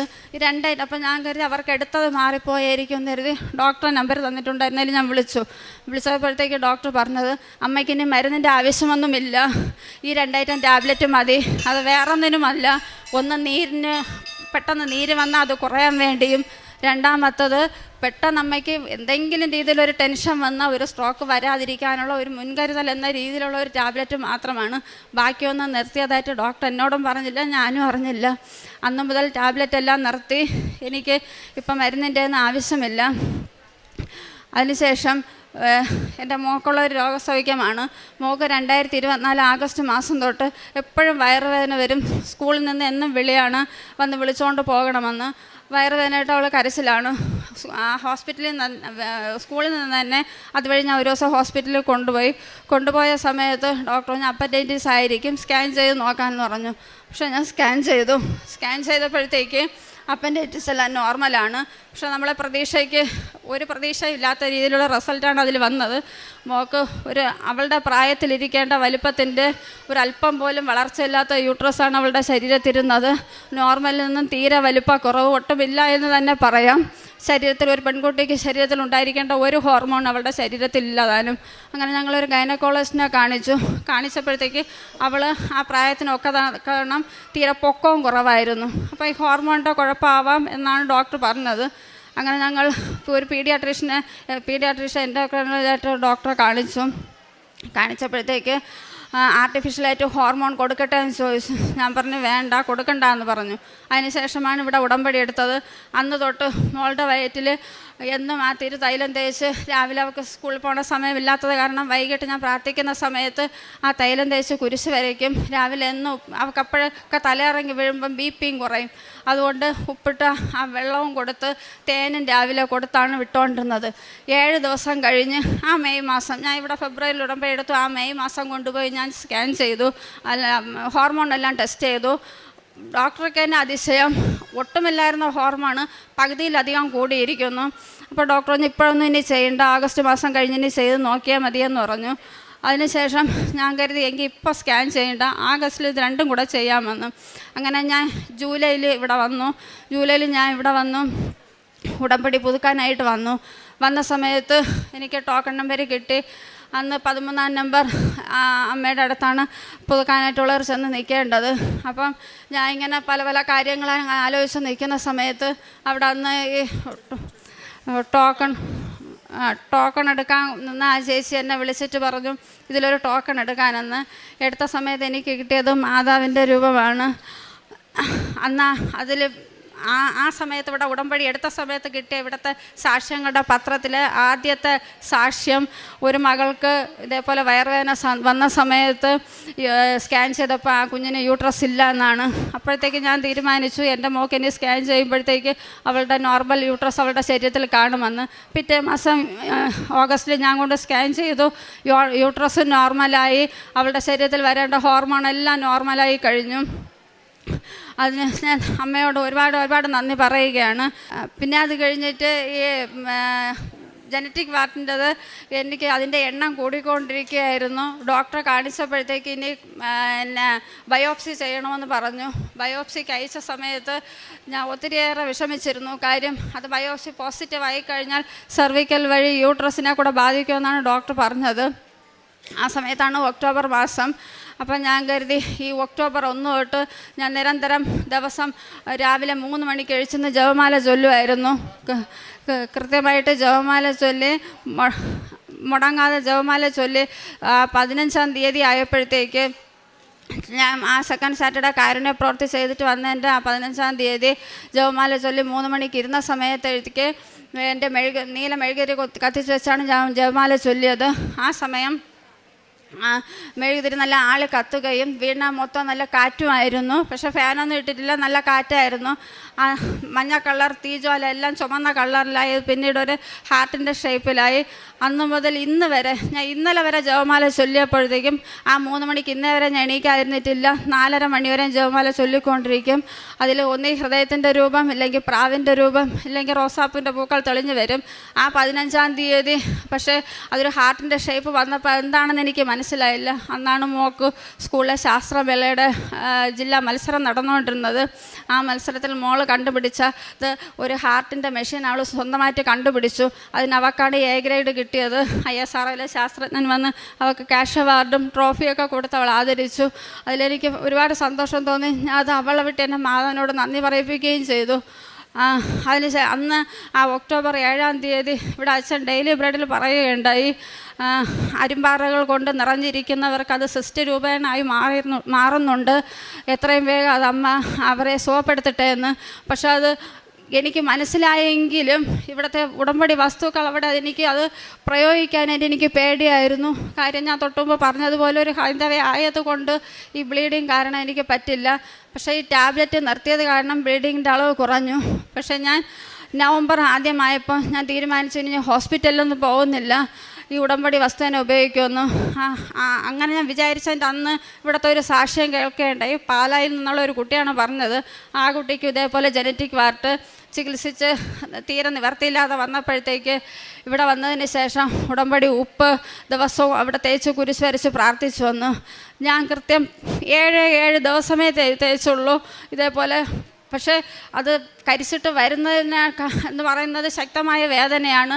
ഇരിക്കാനോ നിൽക്കാനോ പറ്റില്ല. പക്ഷേ ഉപ്പ് തേക്കുമ്പോൾ അതിനേക്കാൾ വേദനയാണ്. പക്ഷെ അത് 1 മണിക്കൂർ കൂടുതൽ നിൽക്കുകയില്ല. ഈ 7 ദിവസം കൊണ്ട് ഈ തേനീച്ചക്കൂട് പോലെ ഇരുന്ന് അരിമ്പാറ അന്ന് ഒരു സെക്കൻഡ് സാറ്റർഡേ ഞാൻ കാരുണ്യ പ്രവൃത്തി ചെയ്യാൻ പോയപ്പോഴത്തേക്ക് പോലും അതവിടെ ഉണ്ടായിരുന്നു. എനിക്ക് നന്നായിട്ട് കഴുകാൻ പോലും പറ്റാതെയാണ് ഞാൻ അന്ന് അവിടെ പോയത് കാരുണ്യ പ്രവൃത്തിക്ക്. പക്ഷേ തിരിച്ച് വന്നപ്പോഴത്തേക്ക് ഞാൻ കുളിക്കാനായിട്ട് കയറിയപ്പോഴത്തേക്ക് ഒരു അരിമ്പാറ പോലും അവിടെ പിന്നെ കണ്ടതേ ഇല്ല. ഇന്നേ വരെ ഞാൻ ദിവസവും അവിടെ നോക്കുകയും ചെയ്യും. എനിക്ക് എന്താണെന്ന് വെച്ചാൽ ഉള്ളിലൊരു പേടി കൊണ്ട്, ഒരു ക്യാൻസർ പേഷ്യൻറ്റും കൂടെ ആയതുകൊണ്ടുള്ളൊരു പേടി കൊണ്ട് ഞാൻ നോക്കുകയും ചെയ്യും. പക്ഷെ ഒന്നുപോലും അവിടെ ഇല്ല. എൻ്റെ ശരീരം എങ്ങനെയാണോ എൻ്റെ ശരീരം ഇരുന്നത് അതുപോലെയായി. കഴിഞ്ഞ മാസം മുതൽ എനിക്ക് പീരീഡ് ആകുമ്പോൾ അത് നോർമലായിട്ട് ബ്ലഡ് വരുന്നുള്ളൂ. പാഡ് ഉപയോഗിക്കാൻ പറ്റുന്നുണ്ട്. ഒരു വേദനയോ ചൊറിച്ചിലോ ഒന്നും തന്നെ ഇല്ല. അമ്മ മാതാവിനെ അതിൽ നിന്നും പൂർണ്ണമായിട്ട് മുക്തയാക്കി. അവിടെ ക്യാൻസർ തന്നെ വരുമെന്ന്, അതും തിരുവനന്തപുരത്തെ കിംസ് ഹോസ്പിറ്റലാണ്, തിരുവനന്തപുരം ജില്ലയിൽ തന്നെ ഏറ്റവും ഫേമസായ ഹോസ്പിറ്റലാണ്. അവിടെയുള്ള ഡോക്ടർമാർ വിധി എഴുതി ഇതിന് ക്യാൻസർ തന്നെയാണ്. ബയോപ്സി ചെയ്തപ്പോൾ നെഗറ്റീവ് ആണെങ്കിലും വീണ്ടും അവർ ഒന്നുകൂടെ ചെയ്യാനായിട്ട് തീരുമാനിച്ചിരിക്കുമ്പോഴത്തേക്കാണ് ഞാൻ ഇനി ഹോസ്പിറ്റലിൽ പോകില്ല എന്ന് തന്നെ തീരുമാനിച്ചത്. പക്ഷേ അത് ഈ ഉടമ്പടി ഉപ്പ് വഴി അത്രത്തോളം വിശുദ്ധിയുണ്ടെന്ന് അന്നാണ് അതിനുള്ള മേന്മ എനിക്ക് മനസ്സിലായത്. അതിന് തൊട്ടു മുമ്പ് ഞങ്ങൾക്കൊരു ലോണ് കിട്ടാതെ ആയപ്പോഴത്തേക്ക് പോലും ഞങ്ങളെ വീടിൻ്റെ അടുത്തുള്ള കുരിശടി ചെന്ന് ജപമാല ചൊല്ലിക്കൊണ്ടിരുന്നിട്ട് പ്രാർത്ഥിക്കുകയുണ്ടായി. ഞങ്ങൾക്ക് ആ ലോൺ അനുവദിച്ചില്ലെങ്കിൽ ഞങ്ങൾക്ക് വീട്ടു ചെലവിന് പോലും കയ്യിൽ പൈസ ഒന്നും ഇല്ലായിരുന്നു. ഈ ലോൺ പൈസ എടുത്ത് തന്നെയാണ് ഞാൻ കാരുണ്യ പ്രവൃത്തിയും ചെയ്തുകൊണ്ടിരുന്നത്. അമ്മ മാതാവ് നമുക്കത് എന്തെങ്കിലും തരുമെന്നുള്ള ആ പ്രതീക്ഷയെ തന്നെ തരുമെന്ന് വെച്ചാൽ എൻ്റെ അസുഖം കുറഞ്ഞു കഴിഞ്ഞാൽ ഞങ്ങൾക്ക് വേറെ ചിലവൊന്നുമില്ല, ഞങ്ങൾ നിത്യേന ചിലവ് മാത്രമേ ഉള്ളൂ. അപ്പോൾ ആ സമയത്ത് ബാങ്കിൽ പോയപ്പോഴത്തേക്ക് ലോണൊന്നും കിട്ടില്ല എന്നാണ് പറഞ്ഞത്. അപ്പോഴാണ് ഇവിടെ സാക്ഷ്യങ്ങളിലൂടെ കേട്ട വാചകം വെച്ച് തന്നെ ഈ ഉടമ്പടി ഉപ്പ് ഞാൻ അന്ന് അവിടെ ഇട്ട് പ്രാർത്ഥിച്ചു. തരില്ല എന്ന് പറഞ്ഞ ലോണ് അന്ന് തന്നെ ഞങ്ങൾക്ക് അനുവദിച്ചു. അന്നും അതിൻ്റെ ആ മേന്മ മനസ്സിലാക്കാത്ത ഞാനാണ് വീണ്ടും 15 ദിവസം കഴിഞ്ഞിട്ടാണ് ഈ ഉടമ്പടി ഉപ്പ് തേച്ച് എനിക്ക് അരിമ്പാറകളെല്ലാം മാറിയത്. അതിൽ നിന്നെല്ലാം എനിക്ക് അമ്മമാനോട് തിരുമാനോട് ഒരുപാട് നന്ദി പറയുന്നു. എൻ്റെ കാരുണ്യ പ്രവൃത്തികളെന്ന് പറയുന്നത് ഞാൻ ഈ പറഞ്ഞതുപോലെ തന്നെയാണ്. എൻ്റെ ഞാൻ ലോണെടുത്തും കടം വാങ്ങിയൊക്കെ തന്നെയാണ് കാരുണ്യ പ്രവൃത്തികൾ ഇതുവരെയും ചെയ്തിട്ടുള്ളത്. ഇനി സ്വന്തമായിട്ടൊരു വരുമാനം കിട്ടണമെന്നാണ് എൻ്റെ പ്രാർത്ഥന. എന്നിരുന്നാലും ഹസ്ബൻഡ് പണി ചെയ്ത പൈസയിൽ നിന്ന് എന്നെ ഞാൻ കാരുണ്യ പ്രവൃത്തിയെല്ലാം ചെയ്യുന്നുണ്ട്. പ്രേക്ഷിത പ്രവർത്തനം ഇപ്പം ഞാൻ സ്വന്തമായി ചെന്ന് എന്നെ കടകൾ തോറും ഹോസ്പിറ്റലിൽ പോകുമ്പോൾ എല്ലാവർക്കും ഞാൻ വയ്യാതൊക്കെ ഇരിക്കുന്ന അമ്മമാർക്കൊക്കെ തൈലം തേച്ച് തന്നെ പ്രാർത്ഥിക്കാറുണ്ട്. പ്രാർത്ഥിച്ച് തന്നെയാണ് പത്രങ്ങൾ എല്ലാവർക്കും കൊടുക്കുന്നതും എല്ലാം ചെയ്യുന്നതും. പിന്നെ ഡെയിലി ബ്രെഡ് മുടങ്ങാതെ കൂടാറുണ്ട്. ഉടമ്പടി ധ്യാനവും ഞാൻ കാണാറുണ്ട്. പിന്നെ ജോമോൾ സിസ്റ്ററുടെ ജീവവയസ്സുകൾ ഞാൻ ഞായറാഴ്ച ഒരു ദിവസം മുടങ്ങിയിട്ടില്ല. ഇതെല്ലാം ഞാൻ എല്ലാവർക്കും ഷെയർ ചെയ്ത് കൊടുക്കുന്നുണ്ട്. ഇതുവരെ ചെയ്യുന്ന എല്ലാ അനുഗ്രഹങ്ങൾക്കും അമ്മ മാതാവിനോടും തിരുവന്മാരനോടും ഒരുപാട് ഞാൻ നന്ദി പറയുന്നു. ജെറമിയ 17:14 കർത്താവേ, എന്നെ സുഖപ്പെടുത്തണമേ, അപ്പോൾ ഞാൻ സൗഖ്യമുള്ളവനാകും. എന്നെ രക്ഷിക്കണമേ, അപ്പോൾ ഞാൻ രക്ഷപ്പെടും. അങ്ങ് മാത്രമാണ് എൻ്റെ പ്രത്യാശ. ആശ എന്ന ഈ അക്രൈസ്തവ മകൾ ഉടമ്പടി ജീവിതത്തിലൂടെ നേടിയ വലിയ രോഗസൗഖ്യങ്ങളെയും ജീവിത ക്ലേശ വിഷയങ്ങൾ പരിഹരിക്കപ്പെട്ടതും നന്ദിയോടുകൂടി അമ്മയുടെ സന്നിധിയിൽ വെളിപ്പെടുത്തുകയാണ്. ഒത്തിരി അനുഗ്രഹങ്ങളാണ് മകൾ ഈ സാക്ഷ്യത്തിലൂടെ പങ്കുവെച്ചത്. ആദ്യം സൂചിപ്പിച്ചത് 62 ലക്ഷം രൂപയുടെ കടബാധ്യത, അത് വീട് വെച്ചതിൻ്റെ രോഗചികിത്സയുടെ ബാധ്യതകളായി നിൽക്കുന്നു. ഒരു തരത്തിലും അത് പരിഹരിക്കാനാവാതെ ക്ലേശിക്കുന്നു. ഒരു പുരയിടം വിൽക്കുവാൻ നോക്കിയിട്ട് ഏറെ നാൾ, വർഷത്തിലേറെ പരിശ്രമിച്ചിട്ടും അതിന് ആരും നോക്കി വരികയോ വില പറയുകയോ പോലും ചെയ്യാതെ നിൽക്കുന്നു. വീടും പുരയിടവും വിൽക്കാൻ നോക്കിയിട്ട് അതിനും യാതൊരു രക്ഷയുമില്ലാതെ ആ കടബാധ്യത കൂടുന്നതല്ലാതെ പരിഹാരമൊന്നും കിട്ടുന്നില്ല. അങ്ങനെയാണ് ഇവിടെ ഒന്ന് ഉടമ്പടി എടുക്കുന്നത്. സഹോദരി സൂചിപ്പിച്ച് ഉടമ്പടി എടുത്ത് 3 മാസം തികയുന്നതിന് മുമ്പ് തന്നെ ആ ബാധ്യതകളൊക്കെ തീരും വിധത്തിൽ അമ്മ മാതാവ് സഹായിച്ചുവെന്ന്. അതിൻ്റെ കൂടെ ഒരു കാര്യം ചേർത്ത് പറയുന്നുണ്ട്. ഇവിടെ വരുമ്പോൾ ചോദിക്കുന്നുണ്ട്, എത്ര തുക സ്ഥലം വിറ്റ് വേണമെന്ന് അമ്മയുടെ സന്നിധിയിൽ എഴുതി വെക്കണം. അങ്ങനെയാണ് 57 ലക്ഷം രൂപ നമുക്ക് ആ സ്ഥലം വിറ്റാൽ കിട്ടണമെന്ന ഒരു തുക അമ്മയുടെ സന്നിധിയിൽ എഴുതി വെക്കുന്നത്. ഉടമ്പടിയിൽ നമ്മളെപ്പോഴും കാണുന്നത്, നമ്മൾ വിശ്വാസത്തോടെ സംശയമില്ലാതെ അമ്മയുടെ കരങ്ങളിൽ ഏത് വിഷയം ഏൽപ്പിച്ചു കൊടുത്താലും അമ്മ അച്ചിട്ടതുപോലെ നമുക്കത് അനുവദിച്ചു തരും. അതാണ് ഒടുവിൽ 3 മാസം തികയുന്നതിന് ദിവസങ്ങൾ മിച്ചമുള്ളപ്പോൾ ആ സ്ഥലത്തിൻ്റെ കച്ചവടം നടന്ന് എഴുതി കഴിയുമ്പോൾ വാങ്ങിയവർ 57 ലക്ഷം രൂപയ്ക്ക് ആ സ്ഥലം വാങ്ങി എന്നത് സഹോദരി സാക്ഷ്യപ്പെടുത്തുന്നത്.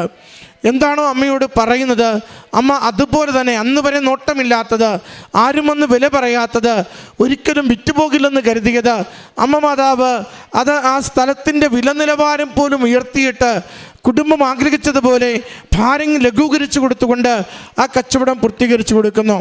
സഹോദരിക്ക് ഡീപ്പ് വെയിൻ ത്രോംബോസിസ്, DVT എന്ന അസുഖം വളരെ ഗൗരവത്തിലുള്ളതിൻ്റെ ഒത്തിരി കാര്യങ്ങൾ സഹോദരി സൂചിപ്പിച്ചു.